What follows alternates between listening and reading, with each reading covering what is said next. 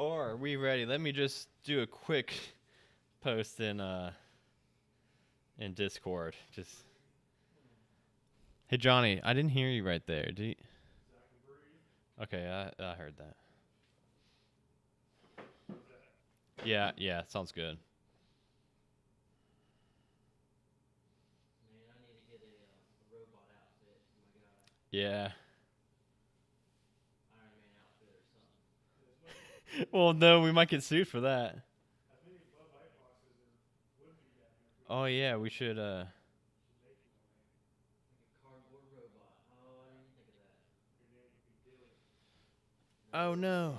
OMG, man. Oscar Mayer Greener. I'm a holy robot. OMG, get it? Oh my god.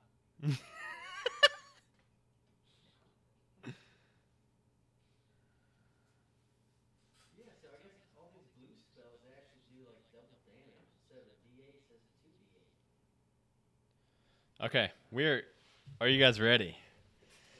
All right, we're going.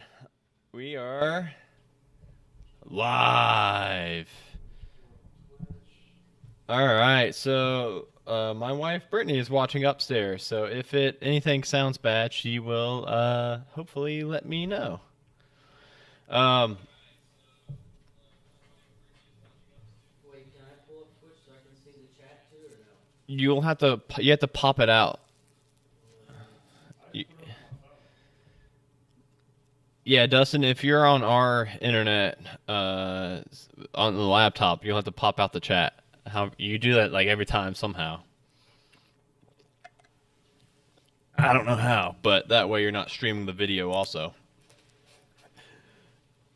Whenever I stand up, it messes up my green screen behind me. Sorry, guys. Hey, everybody.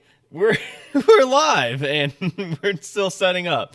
I don't know, man. I've never had to do it.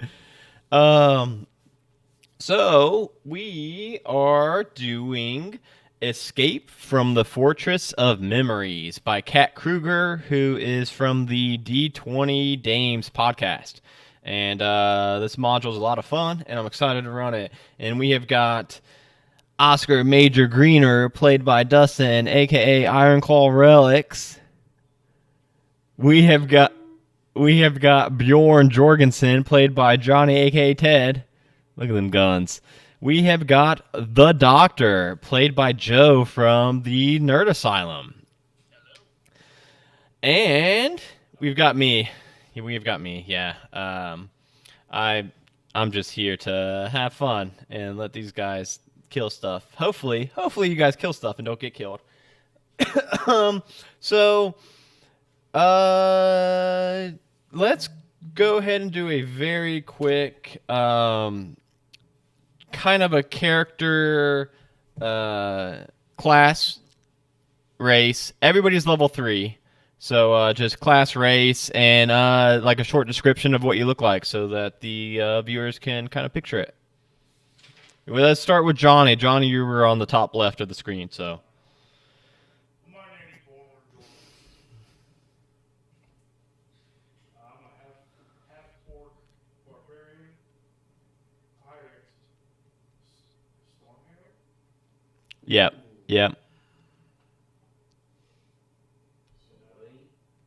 What do you look like? You got any cool stuff? Believe my beard. It's a black beard with a white stripe. One white stripe all the way down. Long, dirty locks. See, I didn't know that. I didn't know you had dreadlocks. Oscar, what's Oscar look like, Dustin, and what is Oscar? Oh, I got an eye patch. Oh man, you can't be a pirate out without an eye patch. Somebody said they can't hear Johnny at all. Oh no. Oh wait, hold on. Johnny, you might have to do that all over again. Dustin, you don't hear the stream's audio, man. I tell you that every time.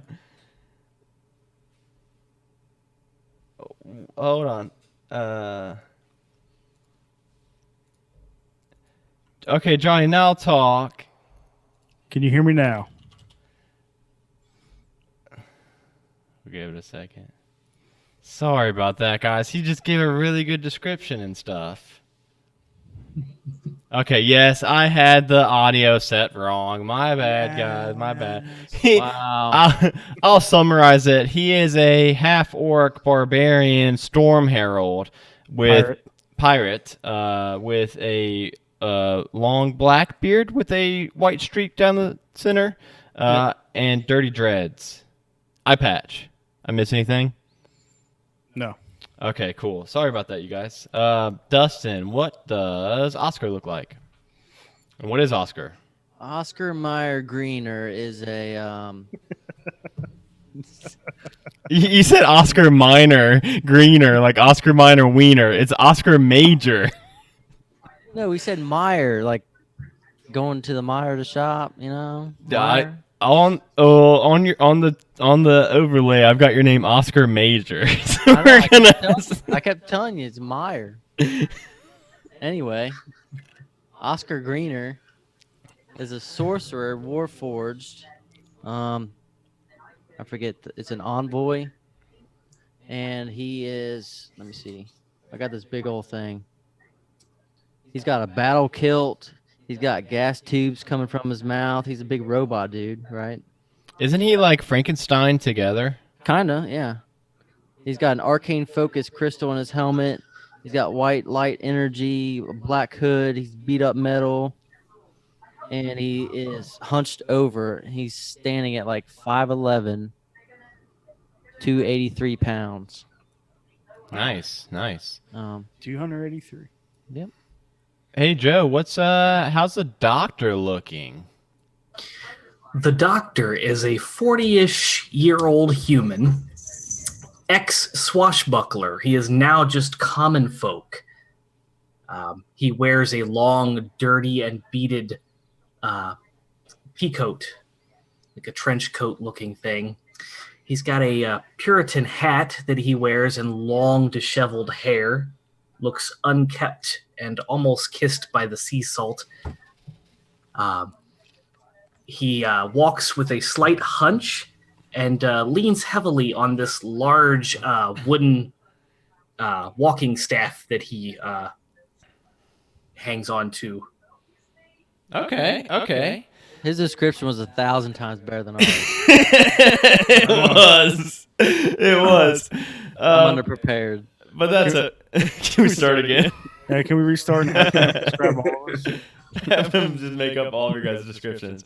No, it's okay. So tonight, it's going to be a little bit different than usual. Yes, you are all members of Ravens Point. When I say members of Ravens Point's a town. Yes, you are all living in Ravens Point. Bjorn and Oscar are both members of the Adventurers Guild. They are both members of the T-Team. But the Doctor he's a townsfolk that let me hold on. I got news to turn my mic down a little bit. How's that, Courtney? Is that better? The Doctor also lives in Ravens Point. He owns an orphanage in town. He kind of does a lot of public services in the town. Does a lot of fundraising for some various causes. But tonight, I want you guys to just kind of describe your guys' like nightly routines in Ravens Point. I will say Bjorn and Oscar, you guys are both members of the T-Team. So you guys are both like on the same guild team. So you guys may be hanging out tonight, may not. It's totally up to you guys. I just wanted a short what are you guys doing for the night? What's the Doctor doing tonight? So we'll pass that to whoever feels most ready to describe what their character's doing. Dustin? No, not Dustin. Dustin's going last. All right. So we're describing what we're doing right now. Yeah, like before, like you're like getting ready to go to bed. So. Are you in my group, Johnny? Am I? I don't know. It's up to you. Sure. Where's your group at? It's just us today. Oh, all right. I'm on me ship. So Ravens Point is like no, Ravens Point has a dock. So yeah, so when you sleep at night, you don't sleep in the Adventurers Guild quarters. You sleep on your ship, docked Yep. on. All right. I don't think we ever named the dock, but that's all right. We don't need to name that now. Ted's dock. Ted's no. Okay. Ted, the guy from the podcast, owns a dock. Just now learning this. He's Oh, an man. entrepreneur. All that gold's got to go somewhere. So, Oscar, are you with Ted on his boat? Do you also hang out on his ship? It's probably better quarters than. So, you guys are so low in ranking at the Adventurers Guild that right now you guys have to sleep in tents in the courtyard if you're housed by the guild. Until you reach a certain level, then you get to go into the barracks of the guild. So the choice is either sleeping in a tent or on the ship with Bjorn. Yeah, I'd probably be in the ship with him. I had a question though. How long do Warforged sleep? They only need to power down so long, don't they? 4 hours, and they're still like aware of their surroundings, but they have to go into like a low power state. I'm gonna like low power like on the front of the ship. I'm gonna look like an ornament on the front of his hood. Okay. Those- the hood of the ship. We know nautical terms. How's the doctor hanging out tonight? The doctor normally, in the evening hours, will read a story to the children at the orphanage and then tuck each one of them in. After which he would attend to his orphanage duties, keeping the books, doing the budget, making sure that the food is prepped for breakfast in the morning. And then he would return to his room, make sure the door is shut and locked, and then kneel next to his bed and begin to pray. Probably spend a couple hours praying, at which point he would then check to make sure that the chest under his bed is locked, and then go to bed. I like this guy. Yeah, this guy is probably our most fleshed out NPC. For those of you that don't know, Joe is one of our patrons also, and he is at a tier where he gets to make an NPC, and he or Joe, somebody else may be managing the Patreon account. I'm not sure, but whoever is, they decided to make an NPC called the Doctor, who just does a ton of good in Ravens Point. So I was planning on using the Doctor tonight as an NPC, but Courtney, who's usually here with us, something came up. And then Joe was kind enough to join us, and I decided, hey, it would be awesome to flesh out his NPC a little bit more, even, and let him play his NPC that I was going to be using tonight anyway. So you all drift off to sleep or power down in Oscar's case, and you wake as if your night before was a dream. And as you are kind of gaining your bearings, the memory of that night, of those routines that you all just did, or kind of just you're like trying to hold on to them and trying to remember what you just did, what's going on, and it's just like falling through your fingertips like grains of sand. And you wake and you find yourselves in a bonbon covered forest. There's pastel pink trees. There's red candy apples kind of popping up, growing on these trees, and there's these pale blue shrubs that have been, it's seemingly spun from sugar. And the path ahead of you is one of cobblestoned rock candy. And all three of you are just standing there in this dreamlike field of color and candy. And So we're in Candyland. outside of D&D, it looks kind of like Candyland, and you actually see a stick candy nail that's piercing through a top of a what appears to be like parchment made out of white chocolate, and it's got the words, "The path ahead is fraught with danger of your own creation. You must defeat the things that cause you to be uncertain. To turn back is folly. For the past is meant to be forsaken. To venture I'm forward, over here in a corner eating oatmeal by myself. release all things you are beholden." So it's just me.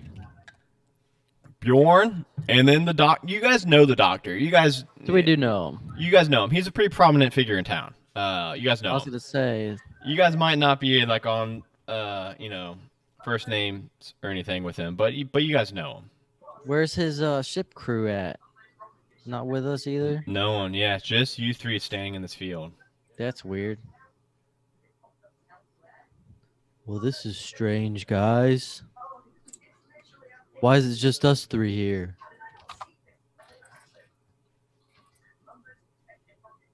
Johnny's pulling something up. Bjorn, Bjorn, why is it just us three here? Where's your crew at? I don't know. Well, what the heck? I don't know if my guy would say that. The doctor is going to look around in a concerned nature, very peculiar. This area, unfamiliar, and nothing that he has ever seen before. So he's going to glance around the area and then look at these two gentlemen that he has heard of and possibly seen around town and recognize, right? Right, yeah. The Adventurers Guild isn't huge, so the town generally knows everybody in the guild.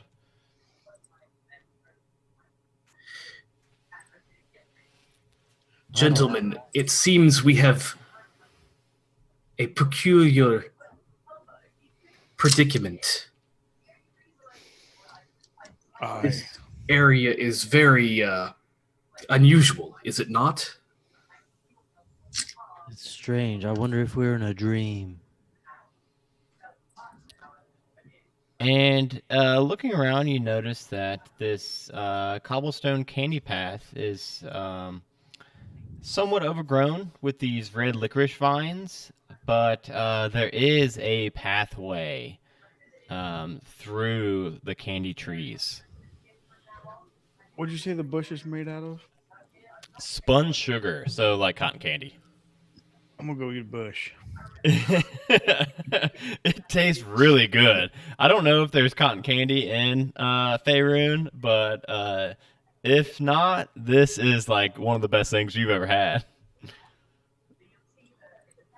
I don't know if I'd eat that, Bjorn. Oh, too late. I done ate it. Oh man. And How do yeah. you feel?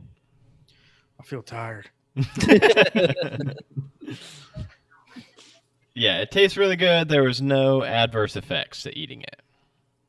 Can I roll to see, like, inspect this candy? Like, I don't know. Yeah, you could roll. Can someone throw me some dice? Dude, I don't have any dice either. Yeah, I do. I got. Hold on.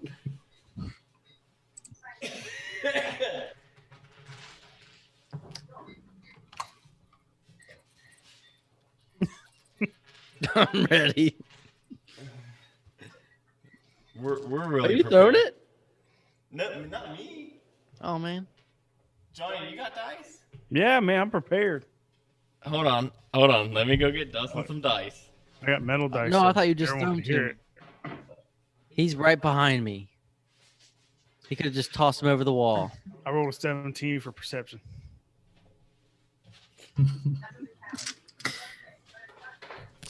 No room to roll in here. Yeah, guys, we're prepared. I rolled the cotton candy looking one. I got 11. So that will be a nature check or arcana. I would probably do arcana.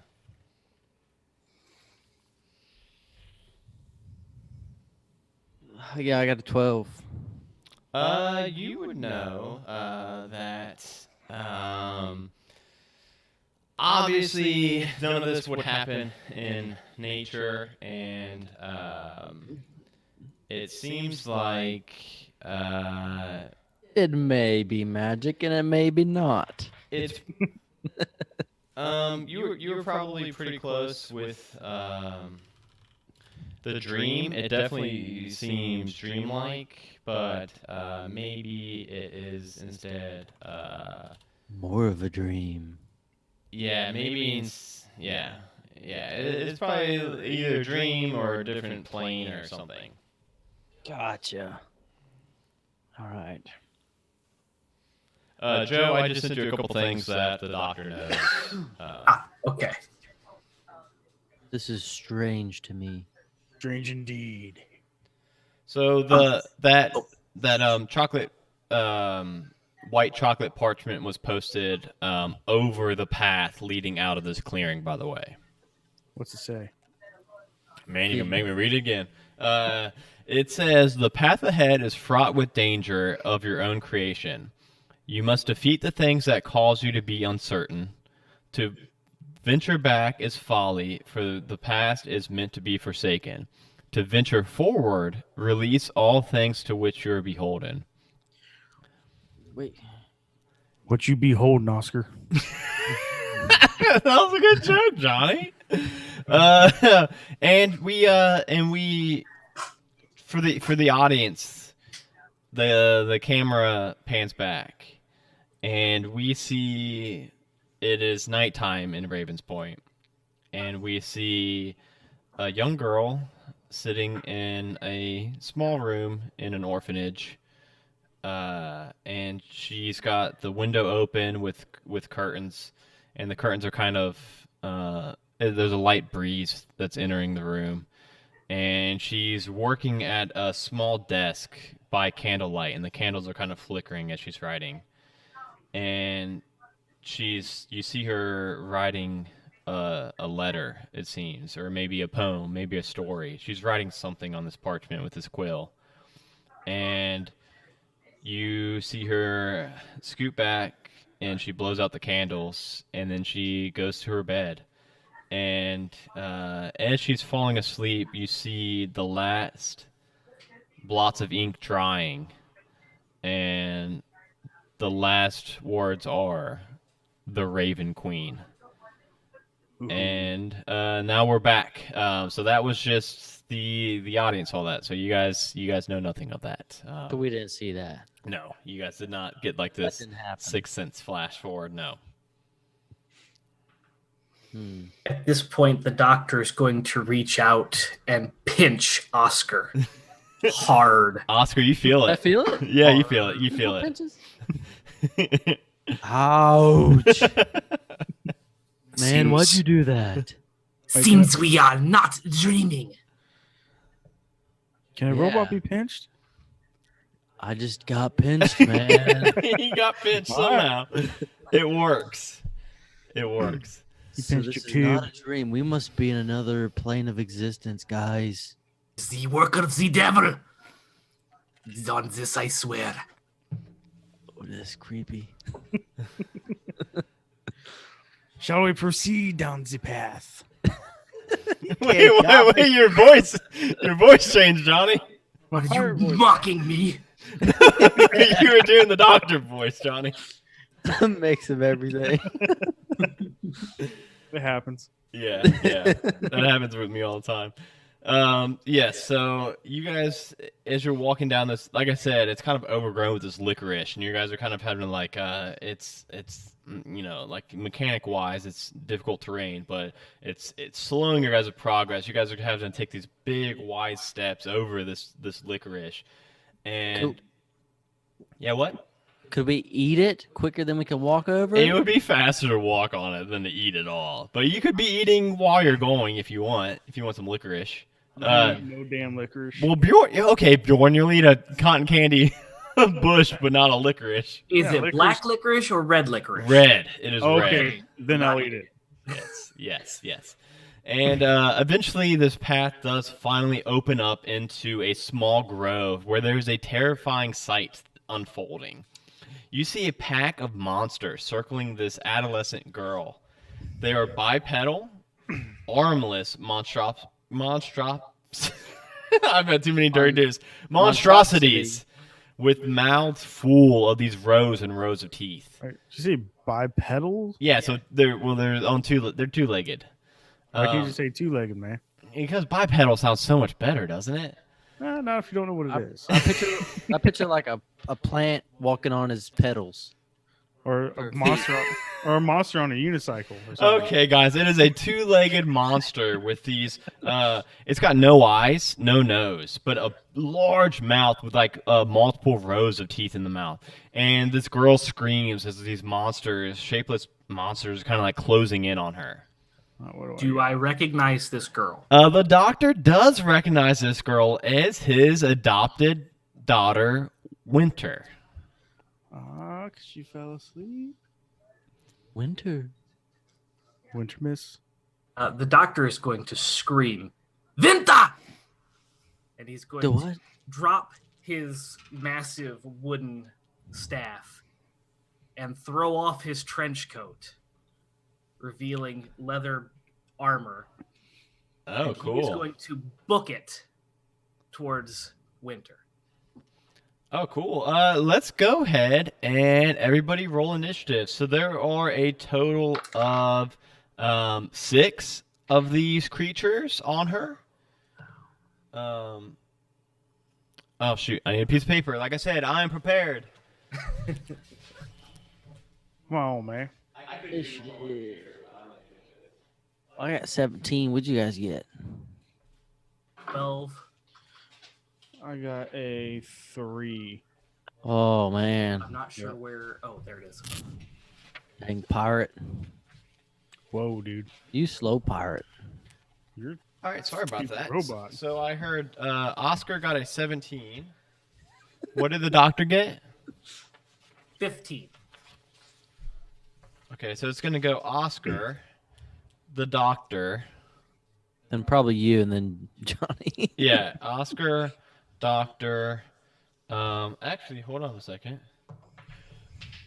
Okay, there goes one dice. Good thing I've got a spare. Okay, yeah, it's gonna go Oscar, doctor, monsters,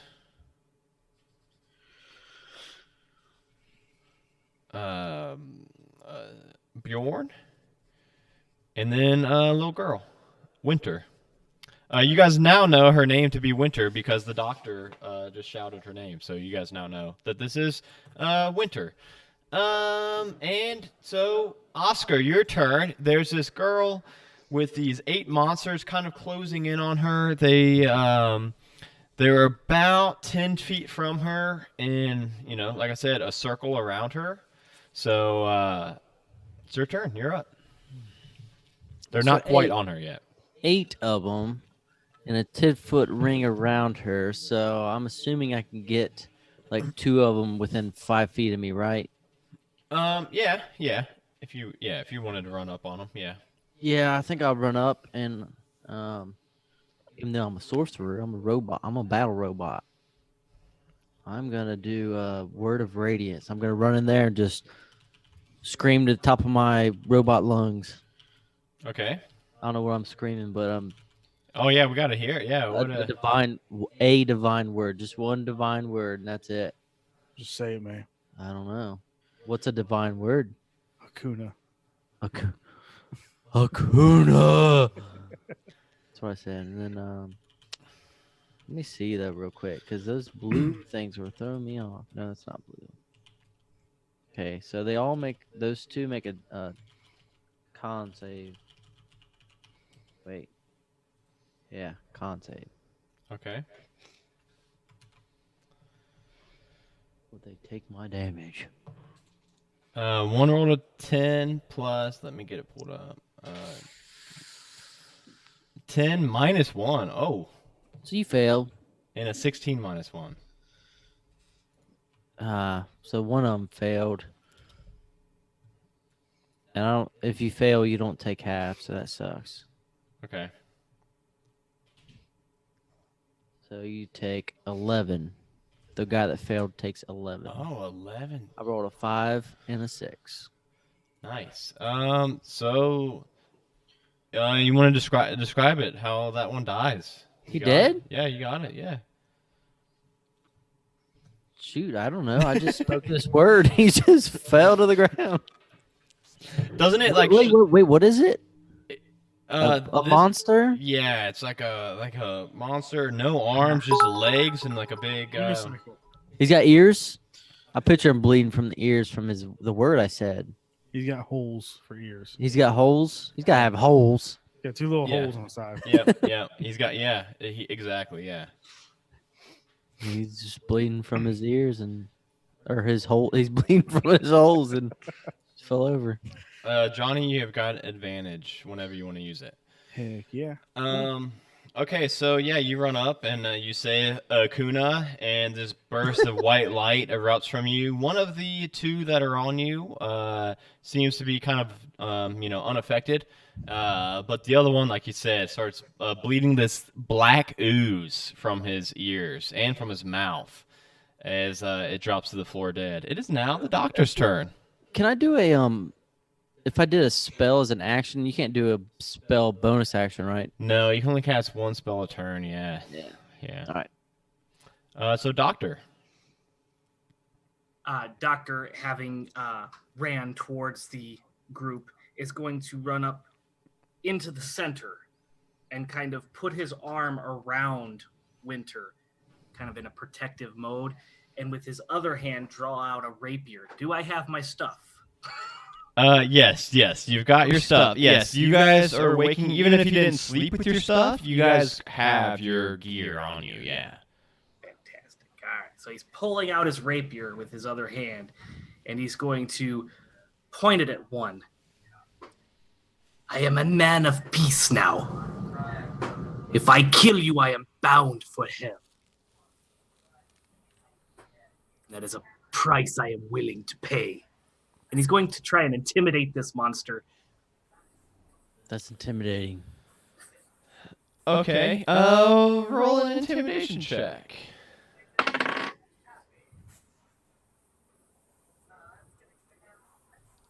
is a 20, not natural. Ooh, Yeah. man, so I was just rolling a wisdom save, and it rolled a 16 minus a 2. I thought it was pretty good until I saw that wisdom. Yeah, you are,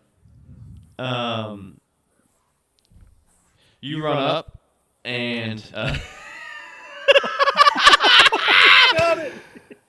I'll wait to put it on. that was awesome. Okay, so yeah, Proceed. you run up in the center of them and brandish your sword. And real quick, I do want to get a gauge on how's everybody's character feeling right now, seeing these creatures. Feeling amped up. So you're just like ready to go. I'm ready. You're good. Okay, how's Oscar feeling? Well, I was a knight back in the day for like a day or so I feel like I'm ready for this battle. He feels overconfident. How's the doctor feeling at this whole scene? Absolutely terrified for Winter. Okay, cool. That's exactly what I needed to know. So the one that you point at, it's the nearest one to you, and you see it take a step back. You do notice 2 of these monsters. So there's 5 left, right? Because Oscar killed 1. 5 left. One of them is taking a step back from you.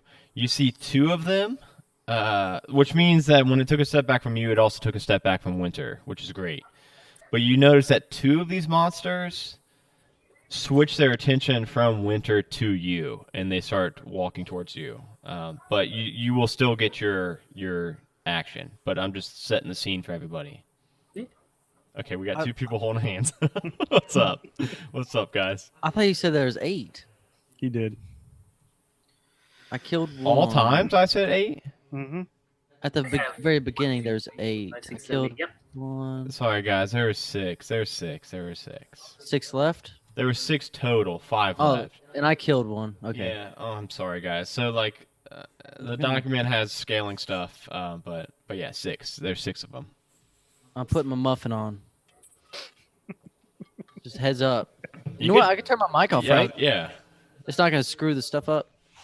Just do it, man. Do it. Go for it. Chance it. Chance it. That's good. It's good. You're good. Your light's still on, man. So How's that? Oh, I Yeah, you're heard good. every bit of it. no, you're good. So so Doctor now gets his turn. Being a bit relieved that they are focused on me and not Winter, I'm going to then turn my attention to them and point my sword at them. And I'm not going to attack yet. Okay. I'm going to hold an action. And if they pose a threat to Winter, the Doctor will attack. But yeah, he's going to ready an action for them to attack Winter. Okay. All right. So next up is monsters, and we are gonna have, like I said, 2 of them are now closing in on you. So 2 of them, start to they don't have arms, like I said, so they're kind of like sulking towards you, and they're both going to kind of surround you, and they are both going to try to take a bite at you. How tall are these guys? They're like 4 feet tall, so not huge. One of them's going to get an unnatural 20, and one of them's going to get an unnatural 7. So I'm going to go out on a limb and say the 20 probably hits, but the 7 does not. Correct. The AC is 13. So we'll say narrative. We'll say that the first one tries, to take this armless just bite at you with these rows of teeth, and you easily parry around and sidestep them. The second one, as you're distracted by that first one, he takes a bite at your like bicep, and you're gonna take 6 piercing damage, and it actually stays attached to your bicep. Ooh. And yeah, so we'll go from there now, and it is, and then the other 2, you do see them going for Winter, and you see one. So Winter is holding this giant candy cane like a club, and one of them goes to bite at Winter, and she kind of she takes it with both of her hands and kind of like bunts it and like pushes it away from her. The other one, oh. Yeah, the other one goes up behind her while she's kind of wrestling with this one with a candy cane, and it bites her square in the back, and it's now stuck on her like what's that back there? Solar plex? No, that's the front. Like in between her shoulder blades, and it's like sinks its teeth in and it's stuck there. So you can go ahead and attack either of those 2 now. The Doctor. Yeah, the Doctor's going to attack the one that has sunk its teeth into her. Okay. And that is a 11 plus 3, 11, 12, 13, 11, 12, 13, 14 to hit. You got it. All right. And then a rapier does what? 1d8? I believe it's a D8. Yeah. Sorry. I am used to doing Roll20. It's spoiled me because it Yeah. does all the math for me. Yes. And that is bad. I need to get back into the dice rolling. All right. D8.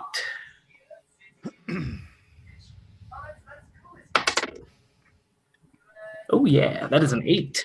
Full damage. Oh, so 8 plus Dex modifier. Is that gonna get you above that 10? 9, 10, 11. Yep. Yep. You describe it. You killed this. I'll give it to you to describe it.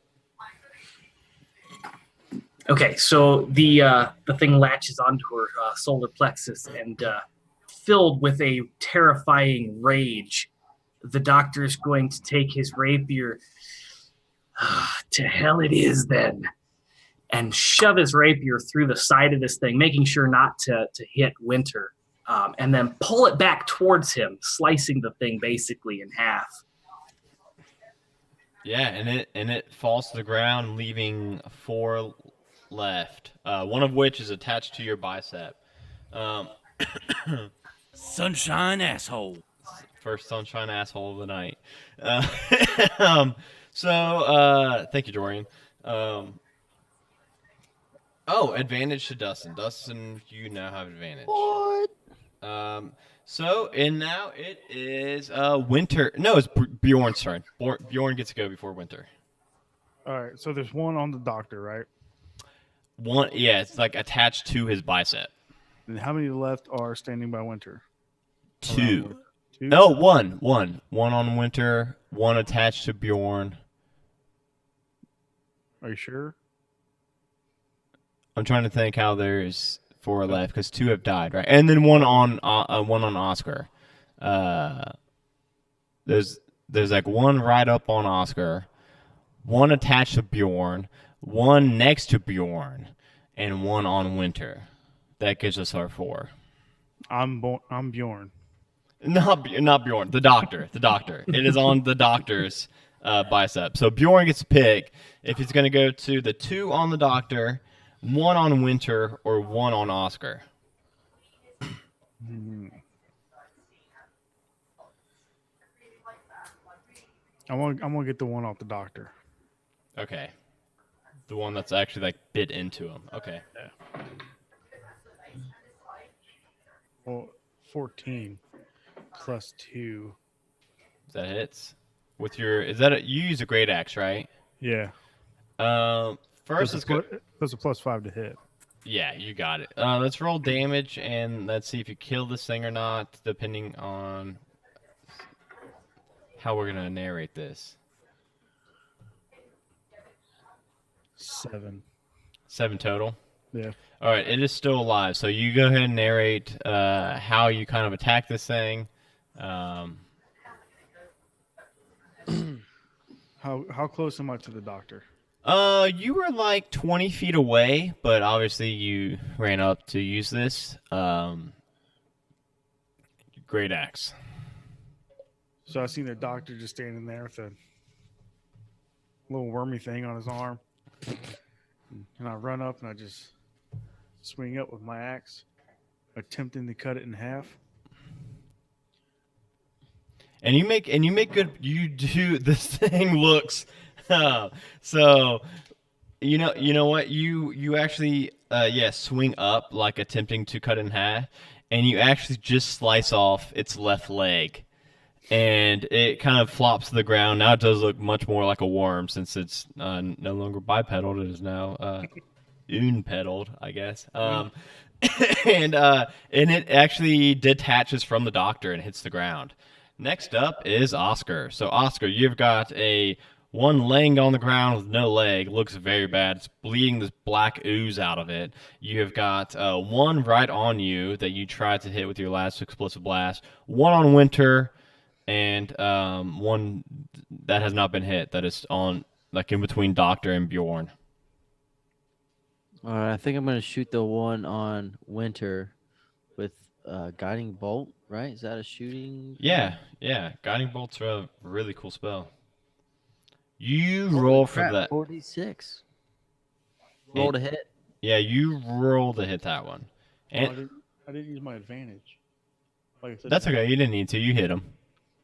I'd like to add, if anyone's watched Three Below, I would like to change my voice to Varvecta. What's his name? Vex? Varvecta Vexty? The guy that's. I don't know if I could do that. I will destroy you and rip you. You will die a glorious death. Ah, shoot. So I gotta. You've got an advantage. So what would this be? Plus. Your spell modifier, which is wisdom. Oh no, charisma. You have charisma as your spell modifier. Plus my proficiency, right? Yes. So would 11 hit? Would I be able to? I can't. If you want to use an advantage, I can't tell you if it's going to hit or miss before you decide to use it. I'm gonna roll for. I'm gonna use my advantage then. Okay. And I got a 19. I'm sure that's gonna hit. That is going to hit. Yes. And that's gonna hit for 4d6. I'm assuming that's gonna kill it. But I'll roll it anyway. I'll roll it anyway. You might roll 4 ones. You never know. I don't do that. I got 7, 8. I got 8 right there plus 11. All right, describe it. You send out. So I really like Guiding Bolt. It's probably one of my favorite spells in the game, just because the effect that it makes the being glow afterwards, and it grants advantage to people. It's really cool. Cool Grants stuff. advantage. What? Yeah. If they were still alive, this thing's dead. So it's no longer going to grant advantage. But it will still be glowing. So I'll let you describe it. So I hold my hand up like this. I shoot my little flare gun up. That guides right to him. Shoots him dead. He's glowing a little bit, but he's laying on the floor glowing. And Yeah. no advantage to anyone except us, I guess. Yeah, I was hoping that you left the body glowing because I like that. It's still glowing, yeah. So we are now to the doctor, and the doctor. There is 2 around you, one still standing, one on the ground, and then there's one on Oscar. Winter seems safe for the moment. So as Bjorn comes up and attacks the one that's on the doctor is going to, after he slices it, yet save the girl. And then he's going to see the glowing one and everything else, and I'm already going to hell. I might as well finish them off and attack the one closest to him. Okay, the one that's not one-legged. The Right. 2-legged still saying, okay.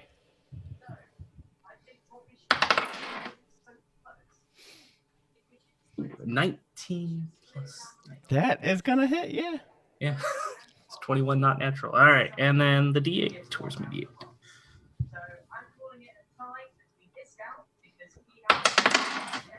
That is a 4 plus dex. 5, 6, 7. 7 damage. 7 damage. So it is still alive. Do you want to describe what it kind of looks like? What you're aiming for? He's just swiping the rapier in a unpracticed manner. It looks like he's very rusty, and thus just kind of cuts into the slimy skin of this thing. Yeah, I really like the doctor's backstory that you crafted, and I wish we had time to kind of go more in depth to why he's kind of rusty. But okay, yeah, awesome. Next up will be the monster. So there is okay, so the one-legged one that's laying on the ground, it kind of uses his mouth to kind of like bites into the ground and kind of like is trying to claw closer and closer to the doctor, and it's going to roll disadvantage from the ground at biting the doctor's leg, which is probably good because it just rolled an 18 or a 16. A 10 plus a 3. Does a 13 hit the doctor? 13 is my armor class. Oh, so that does hit the doctor. So it is going to bite into your ankle and latch on and do 6 piercing damage. And it's like I said, it latches on to your ankle.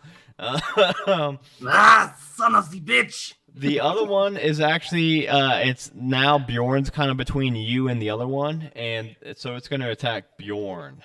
Does a 6 hit Bjorn, Johnny?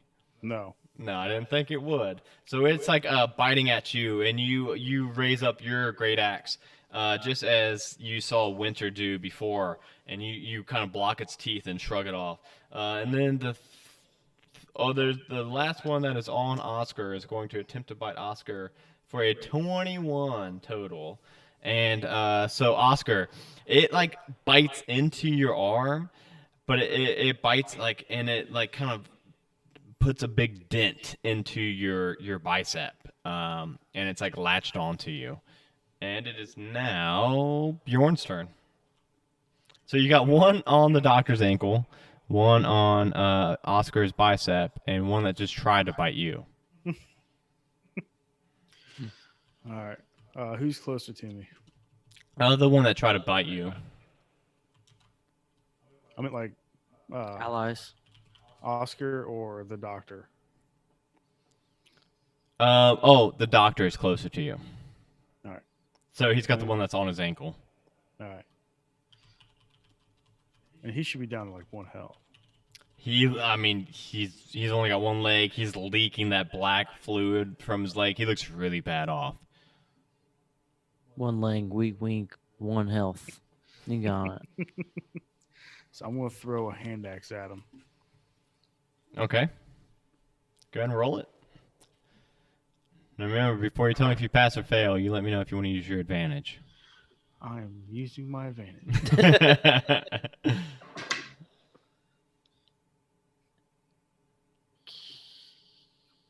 11?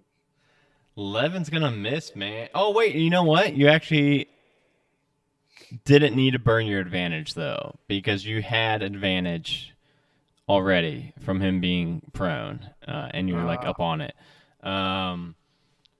So I will say that if you wanted to, you could now use your bot advantage to roll again, Sure. and then I'll go ahead and take that off. Ooh. 18. 18's gonna five. hit. Well, that's not any roll damage.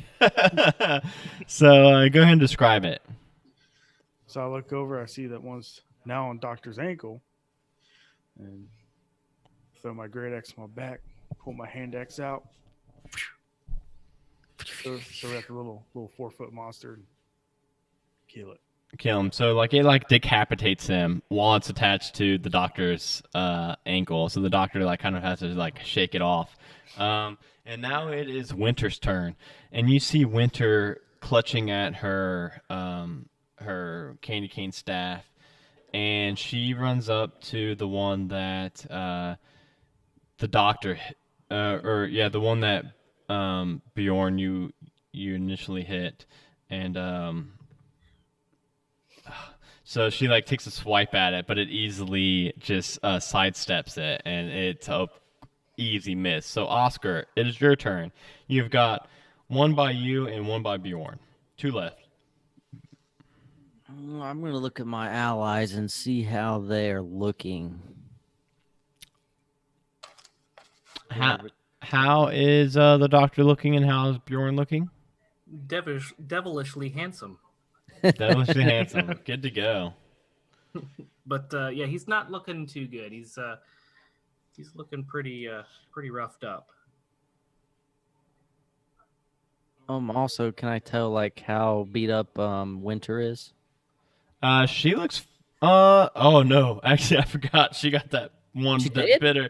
No, she got that one that bit her. She's looking really really bad. Maybe that's why she missed with her last swipe. She's looking really bad off from that bite to her between her shoulder blades. I'm assuming I'm close to her, right? You're pretty close to kind of everybody. Yeah, it's 'Cause I pretty rushed tight in there quarters. to get the It's pretty tight quarters. Yeah. I'm gonna run up and I'm gonna poke her, and she regains hit points equal to a D8. Why are you poking her, man? Cure wounds. I'm doing cure wounds. Yep. Okay. You know what? I'm gonna do level 2. I think that's what it's doing for me. I don't know what this is doing. I clicked it. All right. Yeah. Okay. 2d8.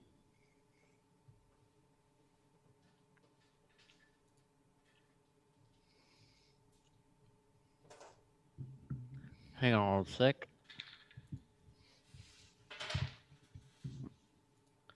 Well, that's not good. So I got D8 plus what? So I got a 9 total for her. All right. This spell is okay, I was just reading. I don't know what the heck. I don't know. These blue spells are confusing me. Proceed. Okay. How much did you heal her total? 9, I think I said. Yeah. Okay. right? She's feeling good as new. It is now the doctor's turn. The doctor is going to place himself in between Winter and any threat that still poses a threat to her. Okay, so that would be the one that's closest to you and Bjorn, and it looks pretty bad. Yeah, he's gonna put himself directly in the path of if this thing wants to attack Winter, it's gonna have to go through him, and then he is going to again attempt to render it non-threatening with his rapier. Okay. Oh no, that's a 4, 5, 6, 7 to hit. That is not gonna do it. Do you have an offhand also? Or do you just have your rapier? He does, I think, but we didn't discuss that, so we'll have to discuss that. Yeah, that's fine. I think most rogues always have 2 Backup yeah, daggers. and then you can do a bonus attack. Yeah. And you know what I think we have been doing? You probably should have had sneak attack a couple times, and it's just went. I had Right over my- assumed since it was. I was placing myself in the center of this. I was Yeah, not hiding it's or anything, so- Yeah, well, it's pretty close quarters, so I think you probably would have had an ally on them, which also would grant it. But either way, we'll say that you can, do your offhand. Okay.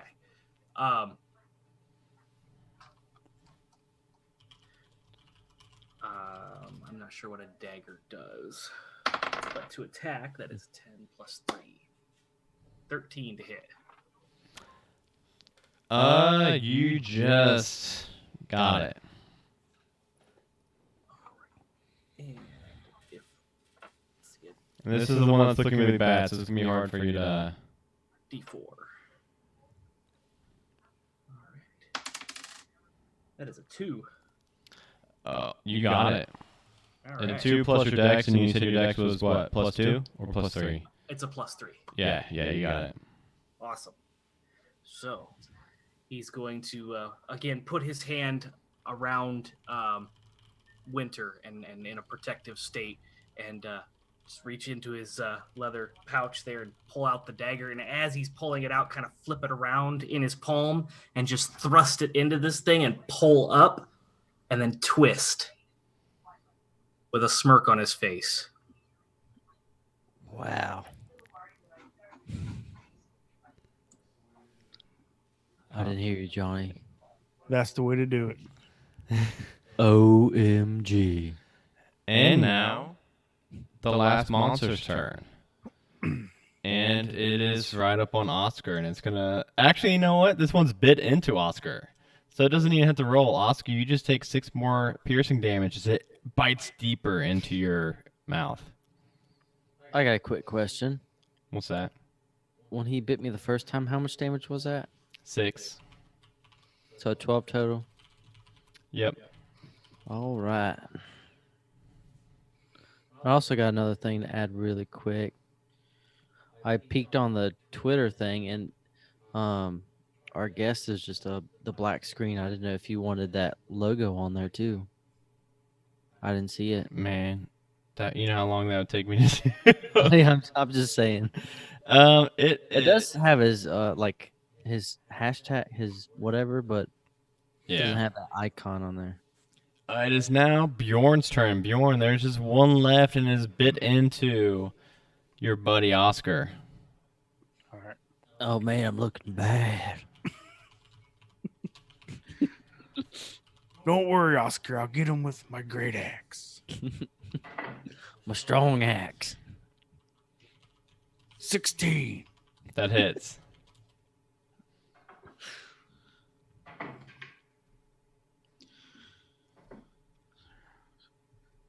Ten. Damn. Yeah. Go ahead and describe it.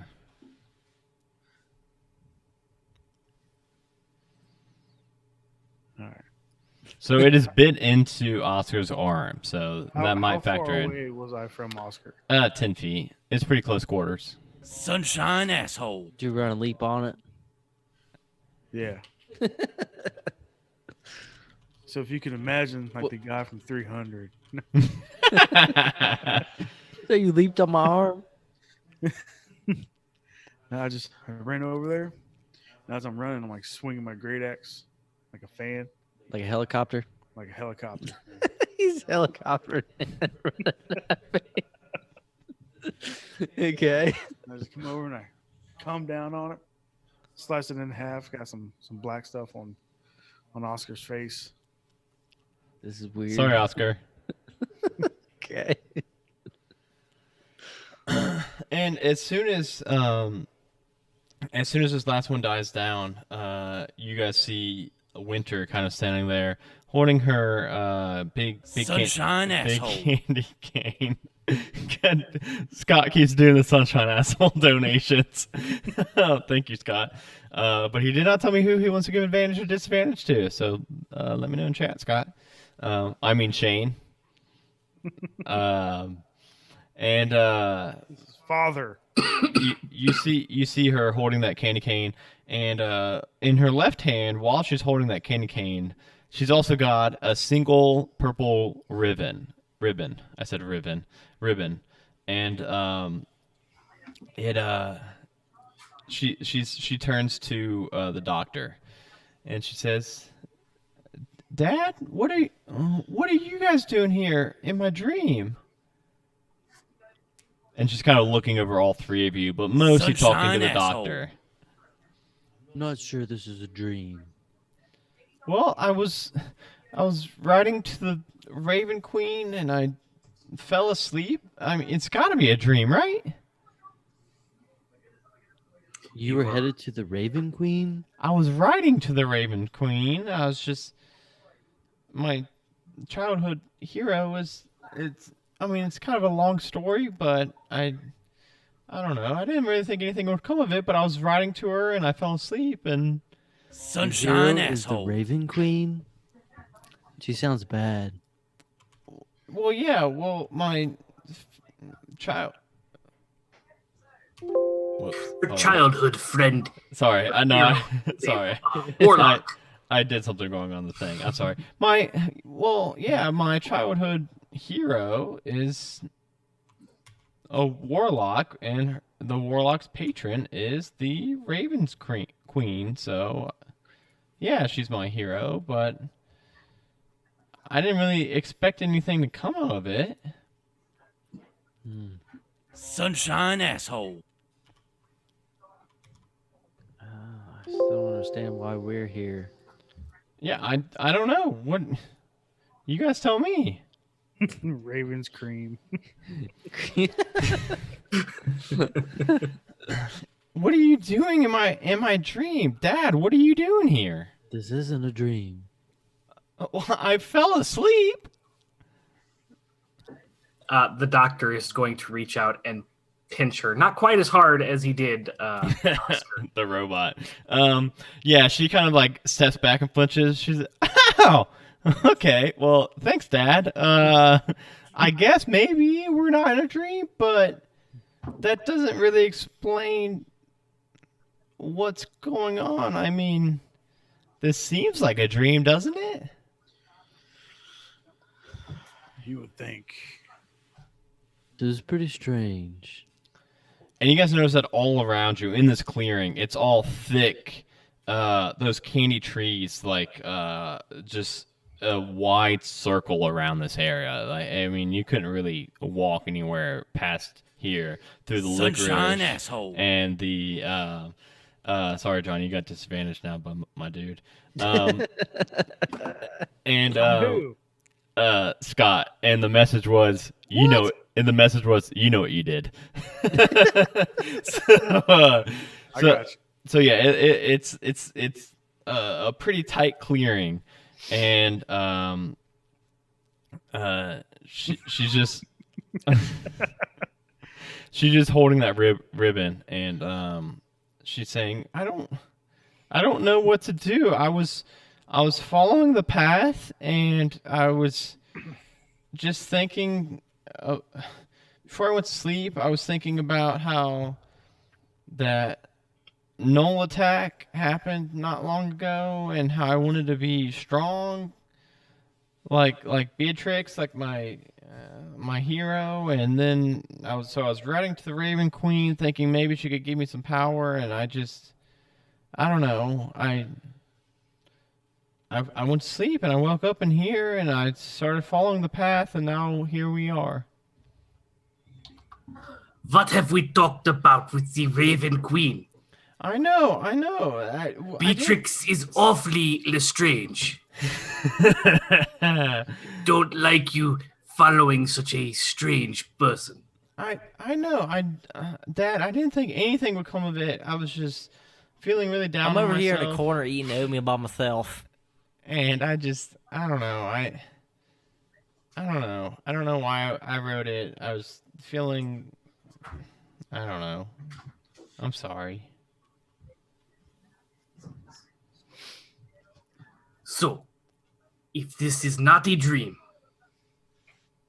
and this is obviously not the town where we are from, then what is going on, and what does it have to do with the Raven Queen? I mean, I've done a fair bit of studying of the Raven Queen. I know she likes to test the people that she's, taking a interest in. I don't know why you three would be here. I mean, maybe obviously you, Dad, kind of makes sense, but I don't know why these two guys would be here. And as soon as she says that, Oscar, you kind of remember that you've had an encounter with the Raven Queen, in your last module that you played in. That's why I thought it sounded familiar. yeah. So you went to a different dreams plane where you had to go to the Glass Mountain. So you had a previous encounter with her, and you were sleeping on the ship with Bjorn. So that's just kind of what Oscar's thinking at the moment while she's talking through all this. and she said I should. The sign said I need to leave anything I'm beholden to, and I've been thinking recently that I kind of wanted to give up all my childish things and, try to get stronger. So, I don't know. I've been leaving these ribbons behind, and this is my last one. And at that moment, she just drops that last ribbon. And as soon as she drops that last ribbon, the path ahead opens up, and you see those trees start to part, those candy trees. And you see that it is another path going forward out of this candy clearing. Well, what do you guys say? Are we in this together? You guys gonna help me finish whatever the Raven Queen has in store? Aye.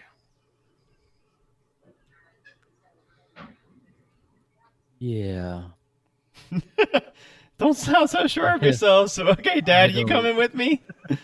I am not sure. You have opened the door. And you actually see, leaning against one of the candy trees in this pathway, like 5-10 feet deeper into it, you see a staff leaning up against the tree. Ooh. Well, do any of you three want this? I don't really need this. I got my big old candy cane here. Can I investigate it? Yeah. Go ahead. I know this isn't how Arcana checks are worked, so everybody watching, don't kill me. But go ahead and roll an Arcana check, and I'll tell you what it does. Well, I got a 10.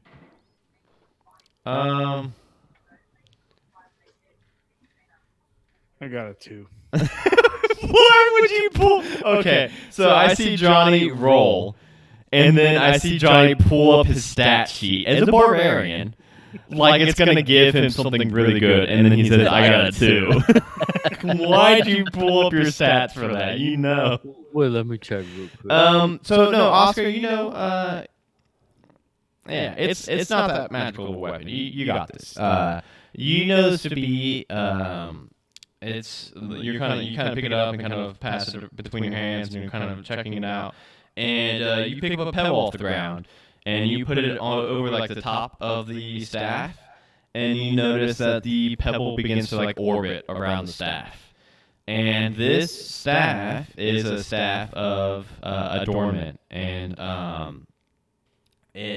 The mechanics of it are that you can place any object less than 1 pound above the staff, and it will rotate around it, and you can place up to 3 items on it. So it's pretty much like a cosmetic thing, but it's pretty cool. You could, you put like eggs over it if you wanted to go for a chicken theme, or you could, put anything less than a pound, 3 of them, and they will like hover around the top of it. So no cool stuff with it, but a pretty cool cosmetic item we got. And as you guys continue further and further into the woods, you guys see this kind of picturesque lake on a warm summer day. The candy forest just like bleeds away and is gone after you guys make it like 20 feet into this path. And you see the water of the lake is shimmering. It's a really comfortable kind of a little mildly hot temperature.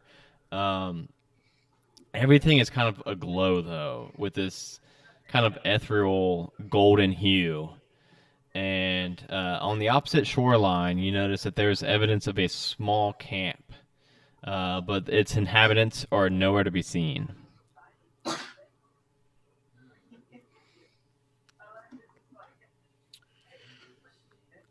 I didn't hear you. I didn't hear you for some reason. Interesting. That's all I said. Did you hear that? I did hear it. I'm hearing it now. Yeah, it's really weird how these mics sometimes just don't pick up at all. I was just like an inch away that time, and then Yeah, it's really weird.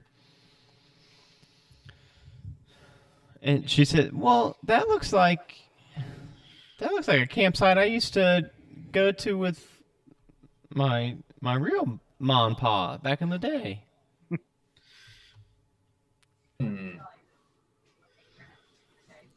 Wait, and we're with her real pa, right? No, the doctor is her adopted Adopted. her. So we could say that he you know what? We could say that, like I said, the doctor is a pretty prominent figure in town. We can say that you guys would know that he actually adopted Winter about a year ago, year or two ago, when her whole village actually was wiped out by some force that she was never quite able to articulate, never quite able to explain. But she just kind of wandered until she came upon Raven's Point, where the doctor, being the good man he is, adopted her. Yeah, this looks like somewhere my mom and pa used to take me when I was a little kid, and she's still a little kid. She's like 10. Yes, it seems so long ago. Yeah, back a year and a half ago. Boy, time flies when you're living in an orphanage. Oh man. And It does feel like we're in her dream then, so I don't know. I told you, I think it's my dream. And she walks up. Character. And she we got to remember that so yeah, we got to remember Johnny's next roll will have disadvantage. The doctor has 2 advantages, and that's all we got so far. Yeah, doctor, you got 2 advantages. So she kind of runs up to this camp, and you see a wicker picnic basket, and she opens it up, and she pulls out this shimmering silver sword. And she's like, "Well, I don't remember a sword ever having being here, but this is pretty cool. I don't really know how to use a sword. I kind of want to stick to this candy cane. Either of you want this sword?" The doctor's gonna look at the sword. Does it look like a saber or a long sword or a short sword? Short sword. Yeah, no, he's not gonna want anything to do with that. But he is gonna kind of walk up to her and kind of kneel down on one knee and kind of tilt his hat back up and look her in the eyes. And if this is a dream, and we are here with you, and this is your dream. Put an apple in my hand. And you see her start to concentrate really hard. And a moment goes by, and she squints her eyes. And another moment goes by, and she is straining and straining. And after about 30 seconds of this, nothing happens. I can't control anything in here. And you see her reach back into the picnic basket, and she pulls out a mirror, and she kind of looks into the mirror, and everybody roll me a quick perception check. Ooh. I love perception checks. Is that your stuff? Is that your jam? 10 plus 1. 11. I believe I have +5 perception. +3. Disadvantage, Johnny. Oh, that's right. I have advantage. I got 18.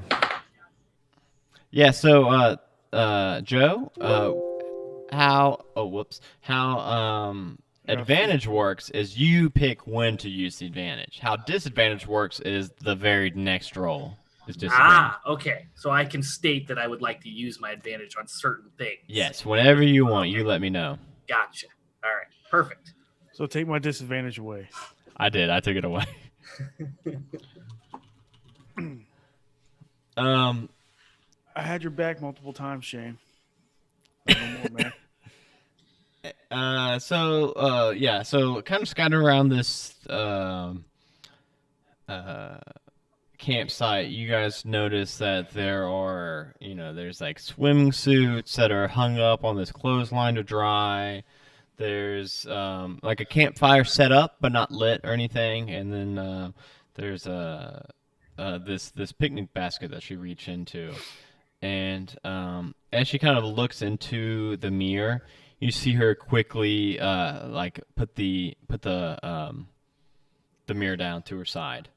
And Ironclaw, Oscar, you notice that as soon as she kind of raises up that mirror and then Sunshine asshole.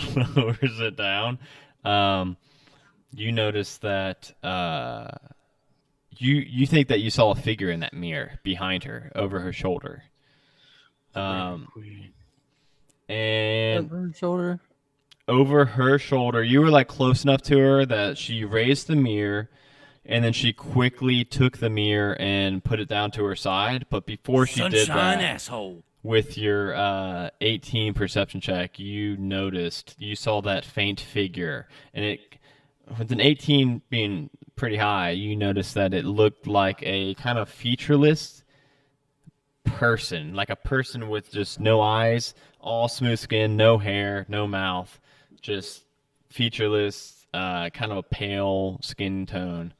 Sunshine asshole. Slender Man. Maybe a Who was slender that in your man, mirror? and I asked her, who was that in your mirror? and she says, "Well, what was that?" That's what you did. She says, "Well, after what happened to my village all those years ago, that year and a half ago, there was my imaginary friend Opal. It kind of, got me through the rough times. He kind of got me through my village being destroyed, and he got me through being alone in the woods, and when I made my way to Ravens Point. And he stuck with me for a little bit, even in Ravens Point. But then, on my 10th birthday, I just never saw him again. But I don't know. He never really looked like that before. And I could have sworn I just saw him in this mirror. But I don't know why he'd come back now. after all these years, after this year and a half. But and as this girl's speaking, and as she's kind of telling the story about her imaginary friend and about the destruction of her village, this tranquil lakeside setting starts to kind of morph into this hazy gray waste, and before you see that village burning and being raided like she was kind of describing. And you see that there's fields that are nothing more than these smoldering embers, and you see empty husks of houses that have burned down, and you see bodies strewn about, and you notice like these ashes that blow in this breeze, and momentarily you see those ashes coat a figure behind Winter, and it coats this form that's kind of raising these razor sharp talons towards Winter. So let's go ahead and so everybody saw that figure that was coated in this ash. The campsite's still here, but it's like morphed with this view of this burned down, ruined village. And you guys, for a moment, saw that figure coated in ash, but the ashes have now fallen away and is now invisible again. But then you also notice, you notice that at the foot of all three of you, you all three have that shadow from that this low hanging sun, and you guys all three have these low, long shadows, and those three shadows Sunshine asshole. also stand up and join forces with that invisible force. So we'll go ahead and roll initiative. Woohoo! All right. 17 for the doctor. 2. 15. Does that mean I can go pee real quick? I'm gonna pee too, also. Got a freaking nat 1 and then a +1. That's 3.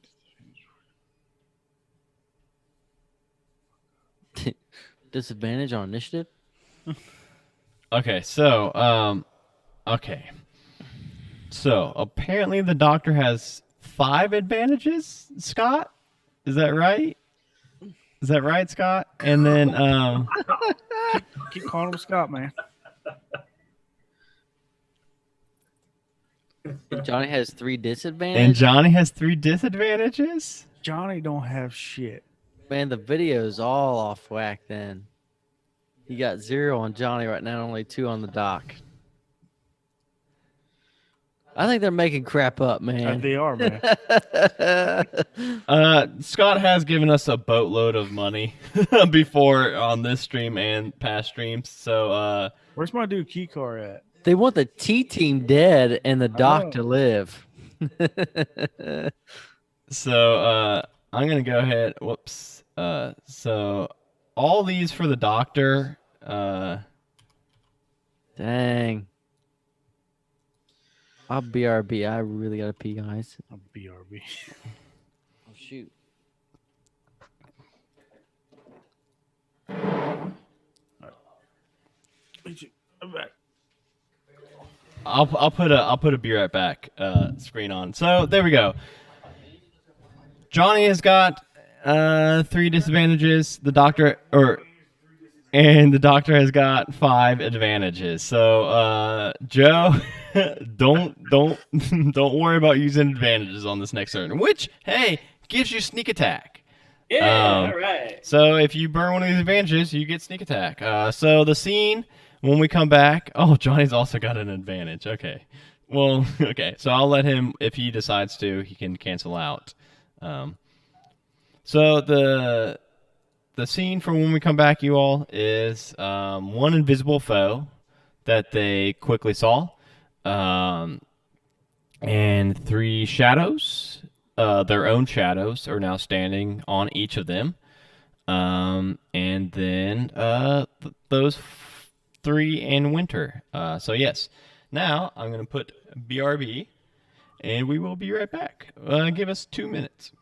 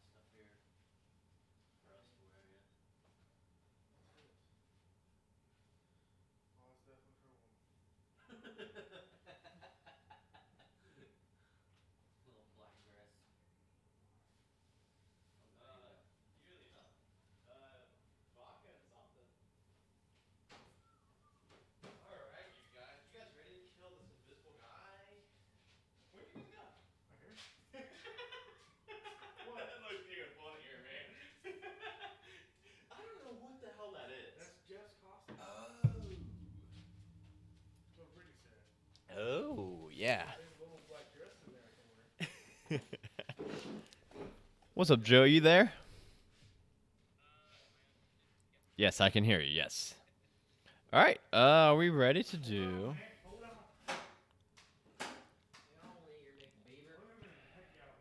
It does look like a nightgown, man.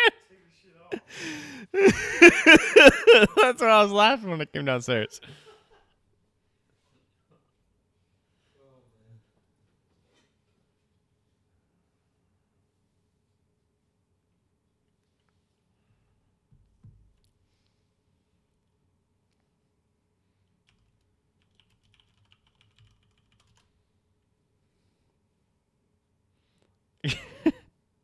I don't think I'm muted right now.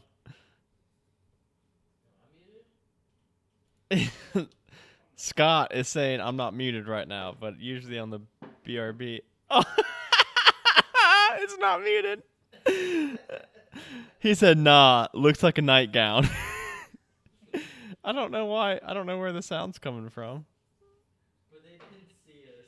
No, so they're not seeing anything, but they just heard you say it looks like I'm in a nightgown. And guess what? We're back live. He's no longer in a nightgown, you guys. Yep. I thought the BRB screen muted us. All right. So first up is the Doctor with a 17.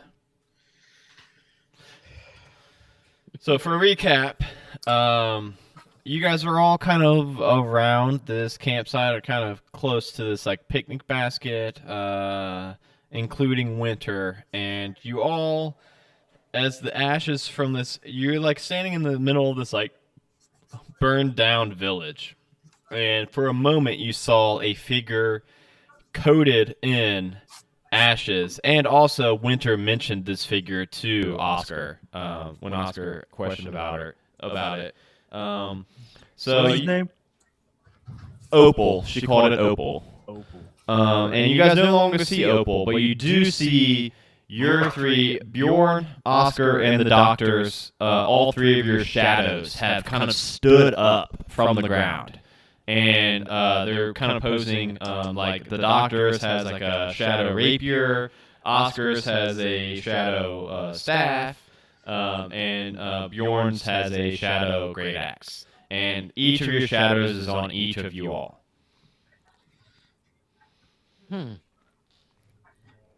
Ever. Oh, we already did initiative, man. Doctors Oh, first. that's right. Oh yeah.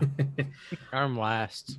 The Doctor would like to look around, specifically looking for the invisible figure and see if there's anything presenting a threat from that direction to Winter.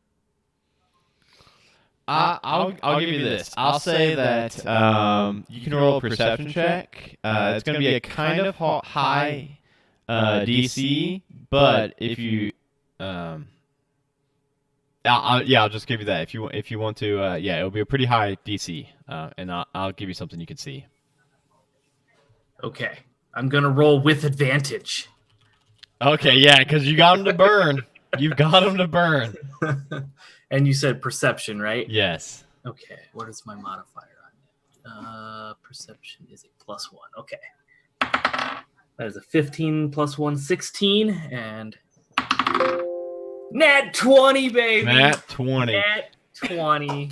You're kind of scanning the area around where you saw that invisible figure disappear from after the ashes kind of fell down, and you see a small set of footprints that have moved slightly from the area where you last saw it, a couple feet closer towards Winter. Yes.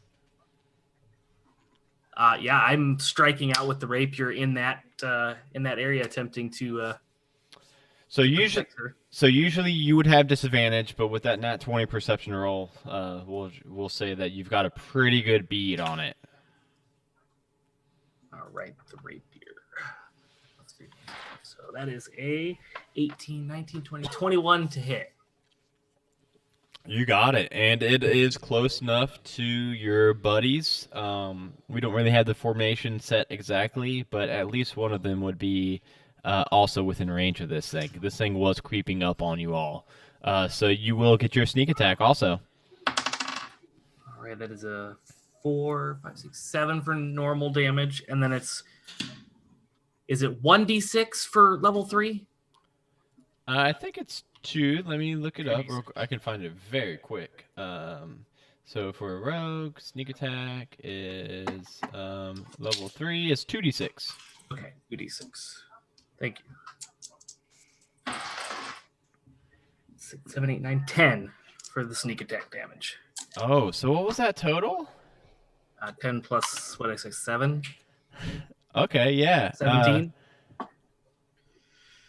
So you stab deep into this. Oh man, it's still alive, but damn, you put a fucking hurting on this. Let me see if he does anything, like has any immunities or anything, because okay, yeah, no, you stab deep into the central mass of this figure, and you feel your rapier get buried to the hilt into it. And as you pull it out, you don't really hear anything or see anything. You think it's still alive. Yeah, I'm just good. I have never fled from a single foe. If it is to hell with me, then so be it. And my turn. Bjorn. How far am I from the shadows? Your shadow is on you, like right up against you. Everybody's shadow is up on them. All right. So now the doctor is surrounded by the doctor shadow and the invisible Opal.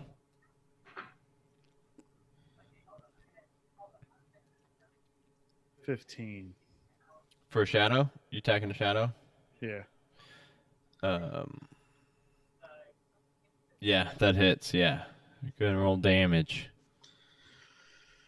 Great axe. Yeah. Wait, does he have to use his disadvantage for that? Oh, well, okay. So, He's got oh 10 yeah, of 'em. yes. He's got 10 of 'em, yes, guys. yes. Hold on, Johnny. Johnny, you have got one advantage. So you can choose to burn your one advantage and cancel out one disadvantage if you would like. Or you have to use the disadvantage. Or you have got to roll a disadvantage and you save your advantage.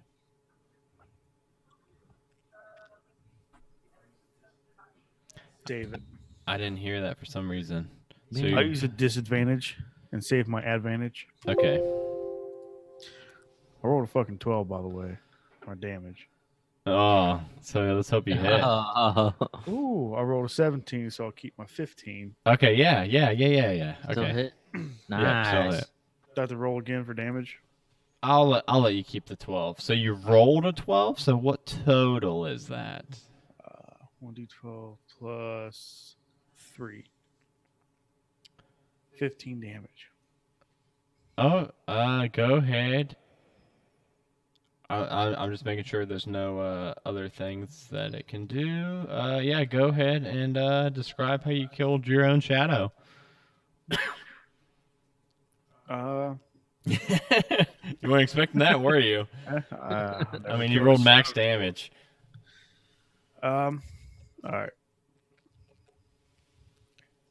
So I see it just creeping there, all shadowy like. Is this Ted we're talking to? It sounds like Ted's voice. Ted with an extra twang to it. All shadowy like. Is that better? Yeah. So I took me axe and I swung it behind me, and it just dissipated. Yeah. As soon as you swing through it with that much force, it just like cut the shadow in half, and as the two halves split, you just see like both of the shadows just kind of like you said, like dissipate off into just like sun. The light just overtakes them. It is now. Guys, I think this is the most organized I've ever been. With initiative and stuff. It is now Opal's turn. Hurt ass Opal. Let's see what kind of shenanigans Opal can get into. Come on, Opal. He is going to claw at the doctor, who just nearly took him out with one stab. Does a 16 hit the doctor? I believe it does. I It think does, yes. Yes. So you don't even see this coming, right? You know where he is, but you can't see him. And you just feel this slashing across your chest. And you're going to take 6 slashing damage. Ouch. Oh, how are you looking right now? Pretty beat up. You- Pouring blood from the chest. okay. Not good. Okay. He But doesn't. the doctor will smirk. Okay, and it is It's my turn yet. let me see. I'm no, last. yeah, you got 2, man. No, it is now Shadow's turn. So the only shadows left are Oscar's shadow and the doctor. So let's go ahead and do Oscar's first, because I'm kind of worried that the doctor's shadow is gonna kill the doctor. So let's see. The Oscar's shadow is going to raise up his staff, shadow staff, and he's gonna smash it down against Oscar for a 17 total. Does that hit you, Oscar? Yeah. So as this staff, it kind of like passes through you, right? It doesn't hit you with like a physical bludgeoning damage. It passes through you, and as it passes through you, it feels like it's like draining the life from you, and you're gonna take 9 necrotic damage. Wait, what? You take 9 damage. Are you dead? Is he? I don't. Robot's fucking dead. The healer is dead?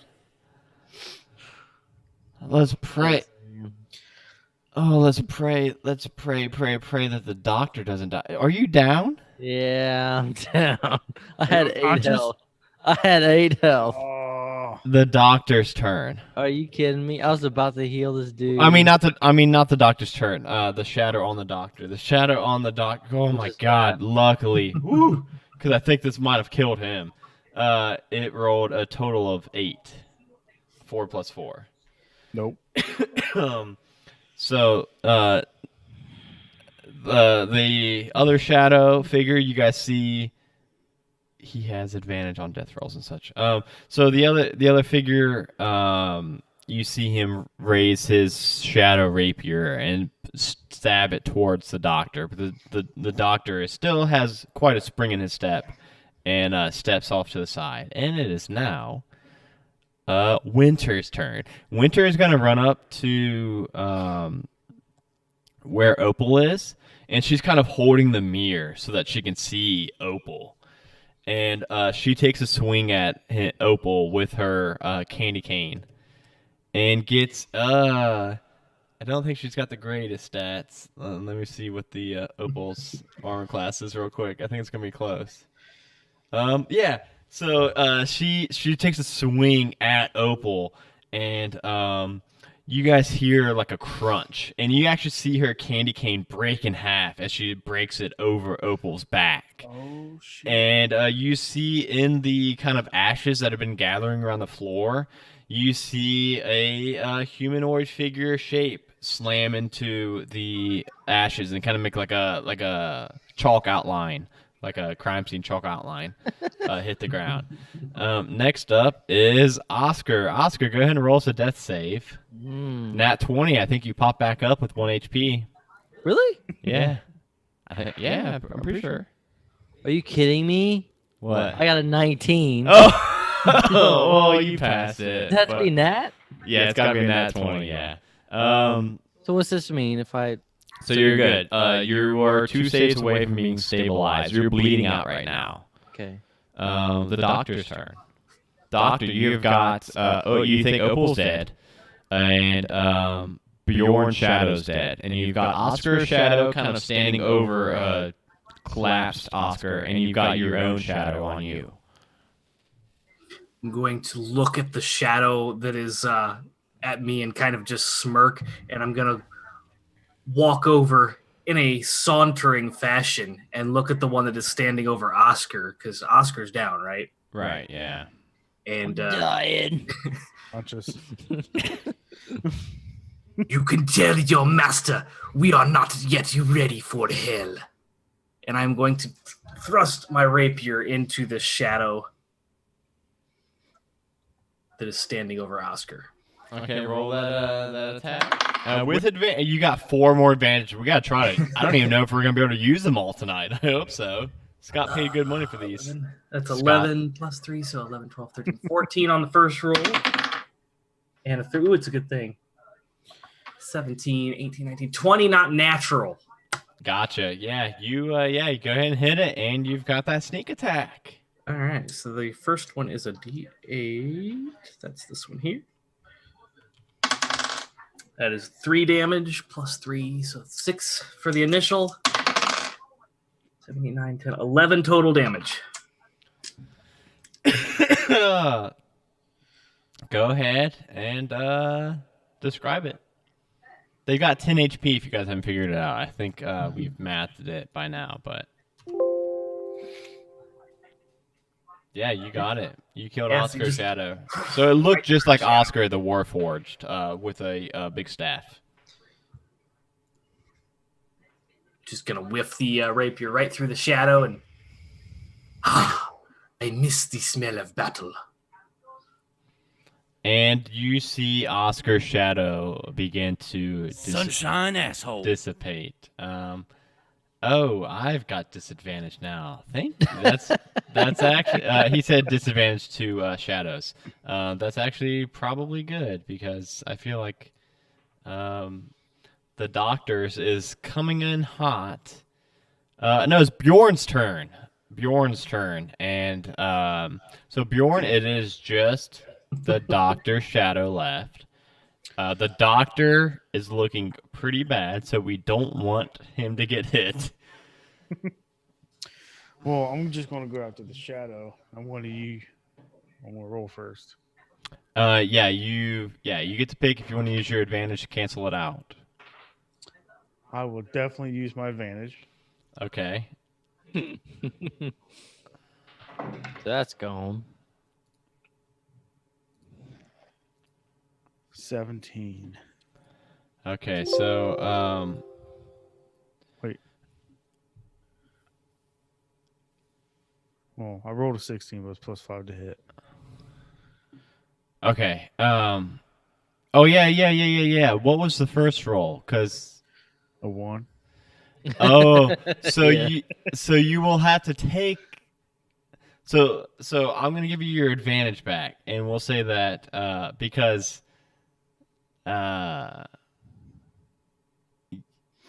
you will not be able to use advantage. You will have to either take the 1 or roll disadvantage, but with a 1 F you guys. yeah, so yeah. So you've got the 1. So you know what I'm gonna say you run up to the shadow and you raise your battle axe against it and as you swing down at the shadow, it actually goes into the mud of the village and like the village dirt floor, the mud floor, and it's like stuck. It's like stuck in this mud. Yep. It is now Shadow's turn. So last Shadow, it's going after the doctor. It has got disadvantage. It's the Shadow's doctor, even though Bjorn just swung at it. It's going for the doctor. It was going to be a 12 plus a 4, a 16, which I think would have killed or dropped unconscious the doctor. And then it was an 18. So for the doctor, it's even with disadvantage, it's gonna hit. I'm gonna do this. You tell me, doctor. Would a sorry, I'm trying to find the shadow real quick. because it's got an average damage and it's got a roll for damage. Would a 9 kill you, right, or drop you unconscious? Yes. Yes, it would. So instead of that, I'm going to roll the 2d6 plus 2. I've only got 1d6, so I got to roll twice. A 4. That's already it. That's it. It was a 4 and a 1 plus 2. Okay, so this shadow swings at the doctor, and the doctor falls unconscious. Again, this one is the doctor's own shadow, so it stabs him with a shadow version of his own rapier, as the necrotic damage kind of spreads through his chest, and he drops and hits the floor. It is now Winter's turn. Winter is going to run up to this last shadow of her dad. And We almost a nat 20. Oh, wait, is that the first time she's hit? No, she killed Opal. Oh, it was smashed in half. We'll say that she's still got like a shaft of that of that candy thing. Little shaft. Yeah, she's gonna shank him. That's what she's gonna do. She's gonna shank him. Okay. Oh, sweet. So she gets to roll 2 damage shots. She might pull out a clutch save right here. Maybe not. Oh no. Okay, so she stabs her candy cane shank into this shadow, and you see that the shadow kind of like withers back a little bit, and yes, I did use that disadvantage. I used my disadvantage on the attack against the doctor, but it was a 12 plus 4 and an 18 plus 4, so it's still hit. So let me take that away. But the shadow is still standing, and you see it like this, like inky black, kind of tendrils, like oozing off of this shadow. It looks really beat up, really bad. And we're going to go to the doctor. The doctor, you have got advantage on your saving throws. All right. 18 on the first roll. Try again, nat 20. And a 9 on the second roll. So I'll take that 18. Yes. Good call. So the doctor is still kind of breathing heavy, unconscious. Bjorn, you've got 1 advantage, 1 disadvantage. So you can now cancel it out and just take your first roll. I'm going to cancel out and take my first roll. 18. Okay. Oh, nice. Man, I'm so glad. I really was hoping this was not a TPK.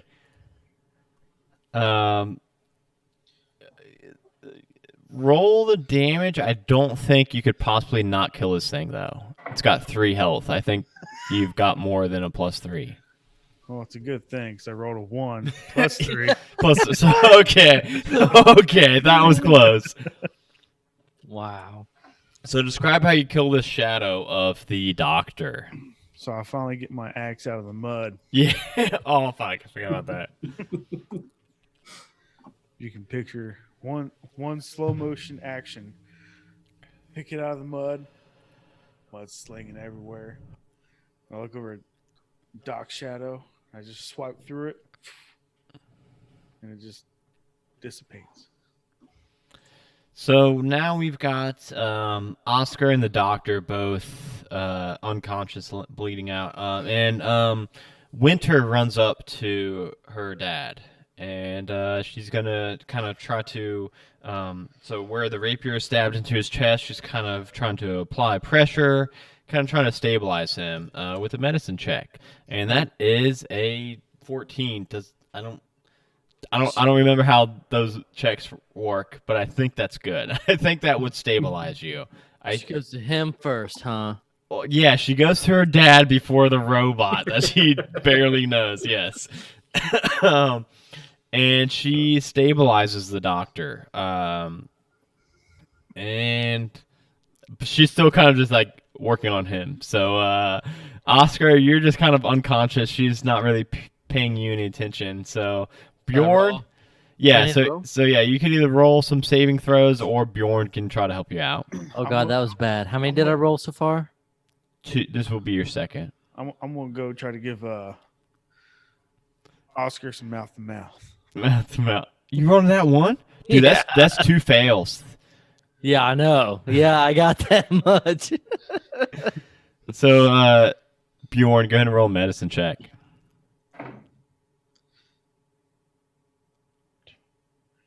The fuck's my medicine check? He said that's death. If I roll a 1, I'm just dead. 15? I believe you get 2 fails. I think a 1 gives you. Hold on, I'm looking it up because It might give me 2 You might- fails. Oh, I might be dead. you might be dead. Let's see. Let me see if you need to roll a new character. No, I for got the- 19 on my first roll. Okay, rolling a 1 or 20. Wait, no. Sorry, guys. This is very important right now because Oscar might be dead. I'm maybe dead or maybe good. I don't. They said I'm good. Yeah, I just a got 1 or 19 20. Okay, yeah. on. When you make a dex on a 1, it counts as 2 failures. So you're 1 failure away from dying. But Bjorn just rolled a 18, Gotcha. 15. 15. So you're stabilized. So Bjorn goes up and gives you a little bit of mouth to mouth and stabilizes you and brings you back. No, Scott, he got a 19 on his first roll. He rolled really good. The doctor also passed his first check. So you two both stabilize. And Dustin, you didn't fail a roll before that, right? Didn't you just roll 1, a 19? A 19, I think. Just 19 and then 1. Yeah, that's what I thought too.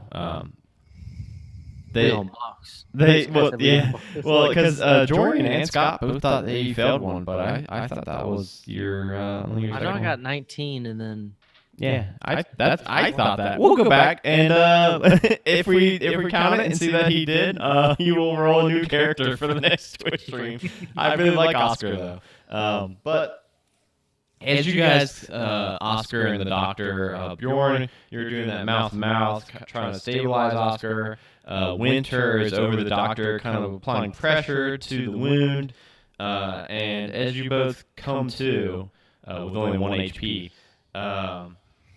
you guys see standing before you Winter, and you guys are still in that same landscape, but you see in the distance, you see a patch of sunlight kind of peek above the horizon, and it shows a way out of the village.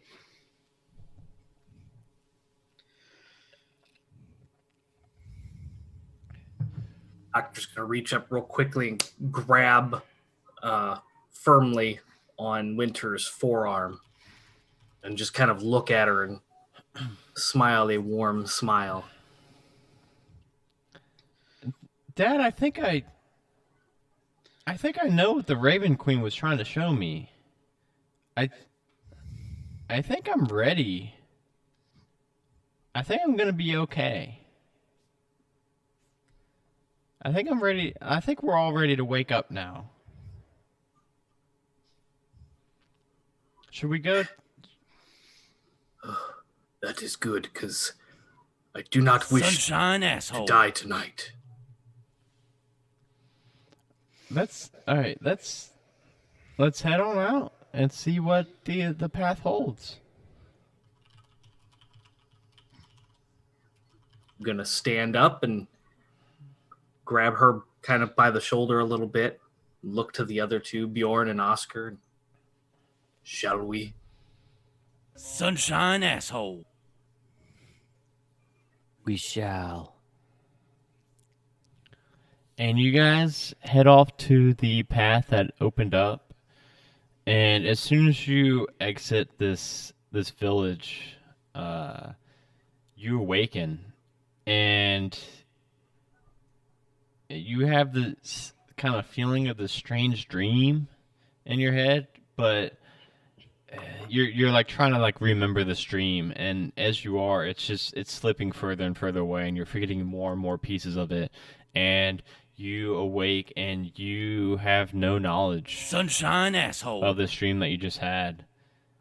And as you kind of wake up, the doctor, you're in the orphanage, Your lockbox is still locked tight under your bed.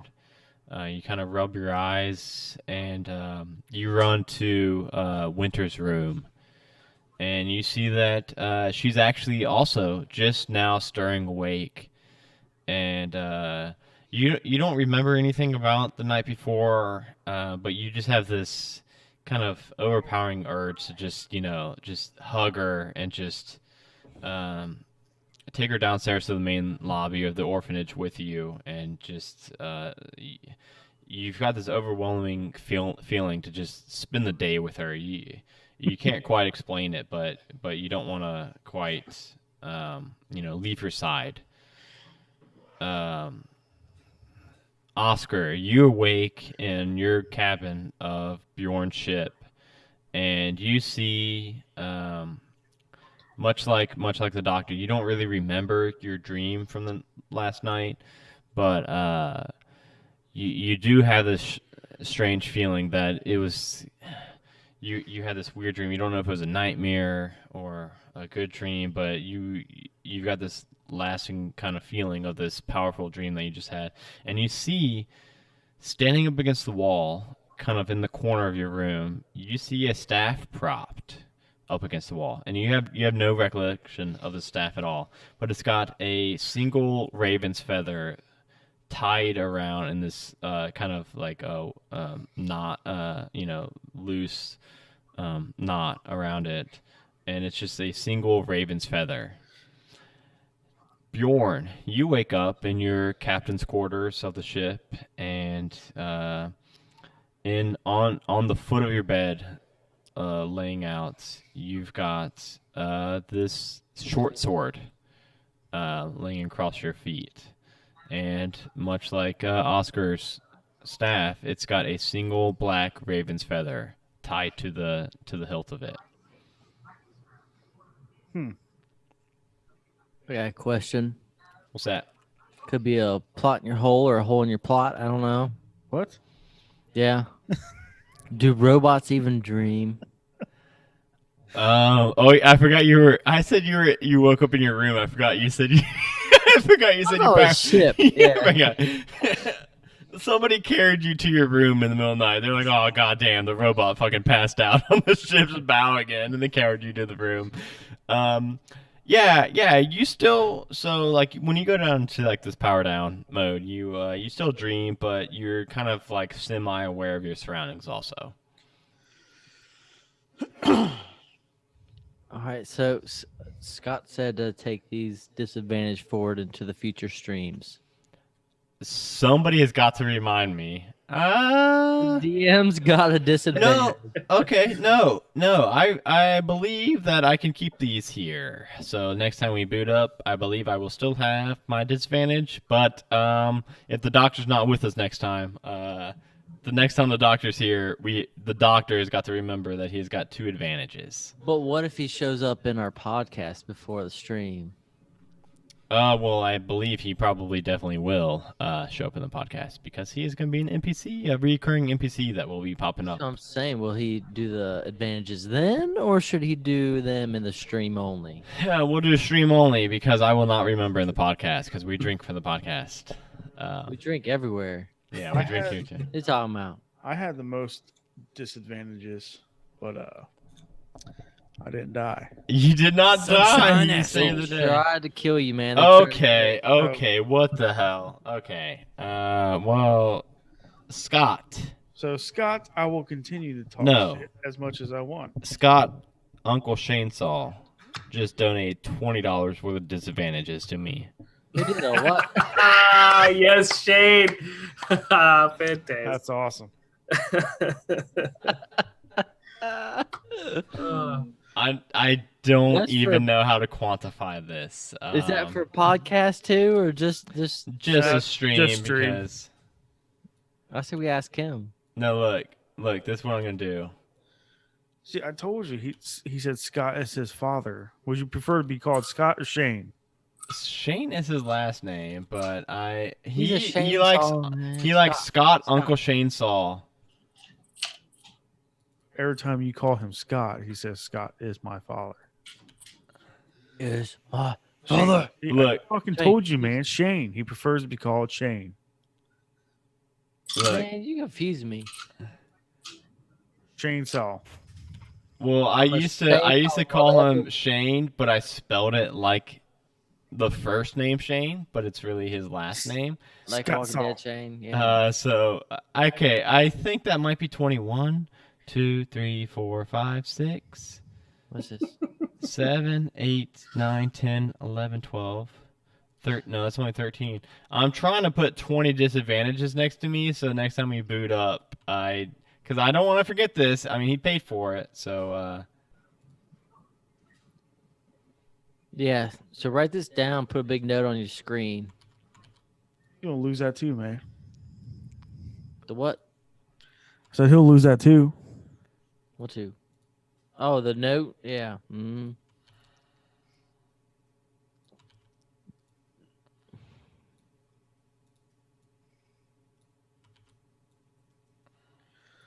sorry guys, I'm trying to put 20 disadvantages next to my screen. I'm counting them. I'm counting them. Okay, I think I've got almost there. 20. I You're almost believe there. I've got 20. Chainsaw said it's still 23 in total. Oh yeah, actually 23. Oh, I'm just gonna believe him. He just donated a whole bunch of money. I'm gonna believe him. I'm trying. I'm trying to put them all.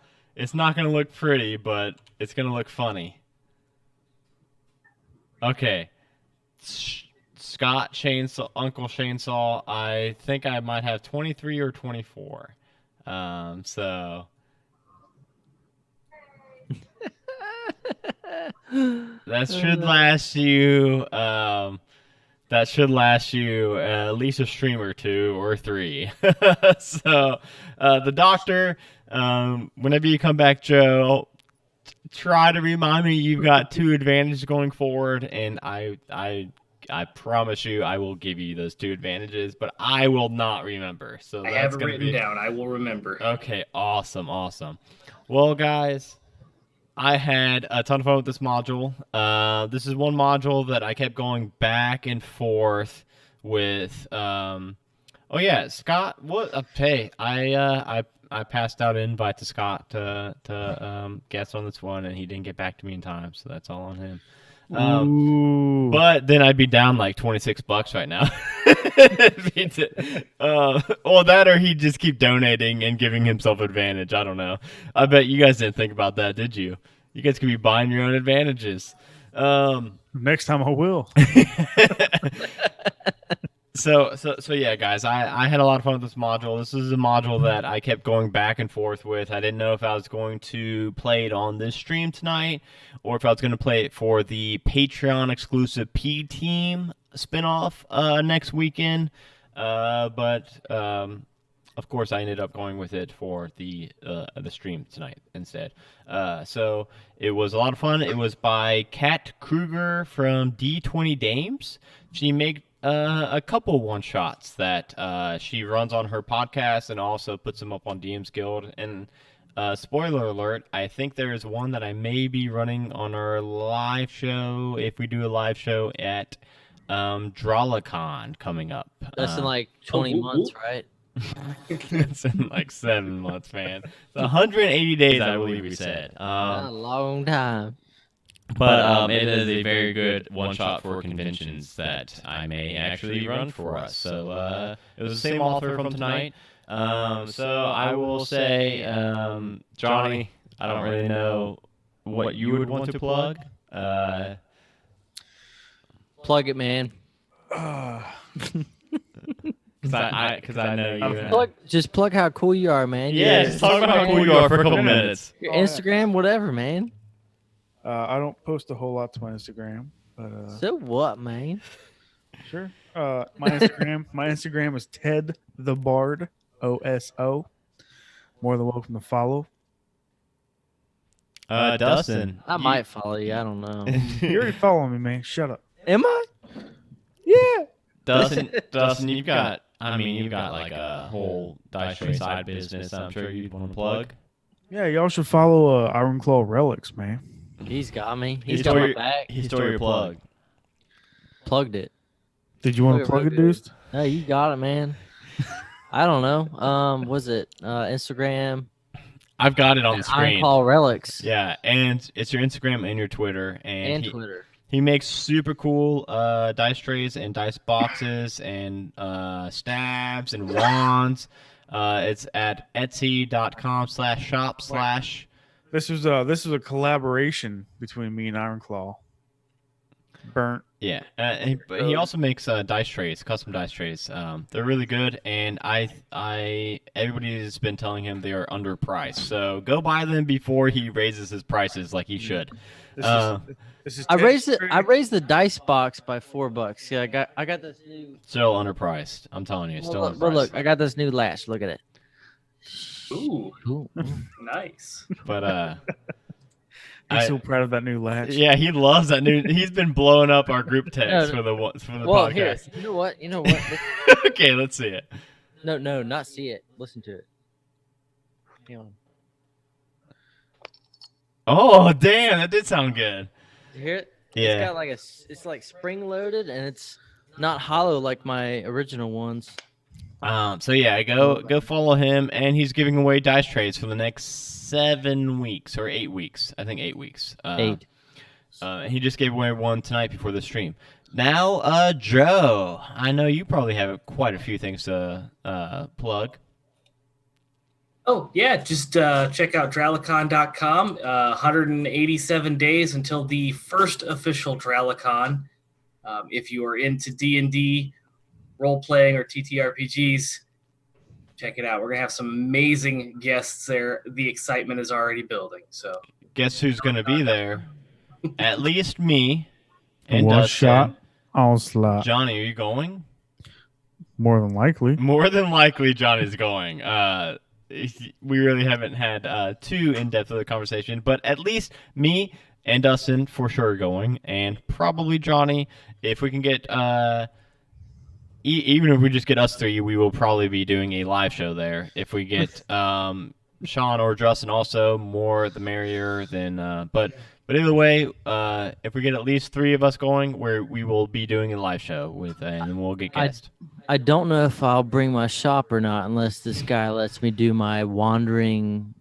What did I say? It was? I don't know, but either way, Want my wand, cloak, and my cart, a little wandering cart. as long as you're not running around flashing your trench coat at little kids. Oh yeah, I wouldn't he do that. did say that he was going to wear this trench coat with nothing else.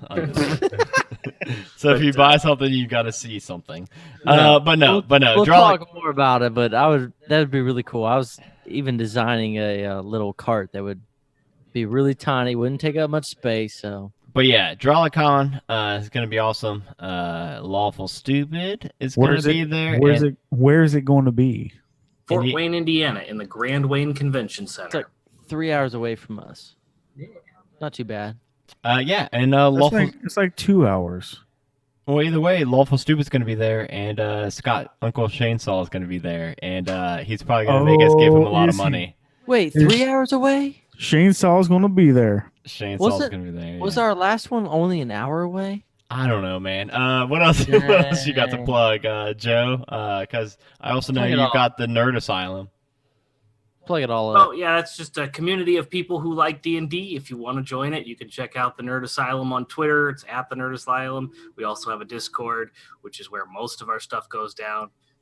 Always looking to do one shots and play D&D. That's mostly what it is. Hey, we love one shots over here at One Shot Onslaught. That's weird. So yeah. So is Lawful Stupid going to be doing a live show or? I think so. I think they're doing a live show. I think that they've got some panels they're doing and some workshops they're doing. They got a lot of stuff they're doing. They're being busy bees over there. So can we give disadvantages to people in the live show? I don't think. Hey Scott, I'll give you $20 if I give you disadvantage throughout the whole live show. You know what? I'm screenshotting this with your 20 disadvantage. That's hilarious. That's ridiculous. That's ridiculous. We need to post that. I Ryan- think you'll Ryan save Drake. it. Ryan Drake, did I pronounce that right? Yeah, yes. Play by text. We do have a play by text. Yes. Oh, they do have play by text, Jorian. Because our play by text, the last like 2 days or 3 or 4 days, we're about to restructure a little bit. But yeah, Jorian is from our Discord channel. He is from Hungary. Hungary. But yes. So yeah, check out Drawlicon and the Nerd Asylum, both of which Drawlicon is going to be a lot of fun, and I'm really excited for it. I'm super pumped to do another live show, and we will have to get Dustin very drunk beforehand. Yeah. My last show, I wasn't drunk at all. I was scared. But you were very funny. It was very funny. It was good. So yeah, thank you all for watching. I have got to pee yet again. Wow, man. I know. So I'm gonna end the stream, but Joe, thank you so much. Everybody, go check out Nerd Asylum, Drawlicon. If you want to hang out with us three here, plus Joe, I'm assuming you're gonna be at staying here? Drawlicon. We're staying here? Yes, I will be there. No, I'm saying if you want to hang out with us four, go to Drawlicon. Oh, yeah. All right, Man, that'd be so fun. Fort Wayne, Indiana. Fort Wayne, Indiana. See you guys in 6 months. See you guys there. Bye, guys.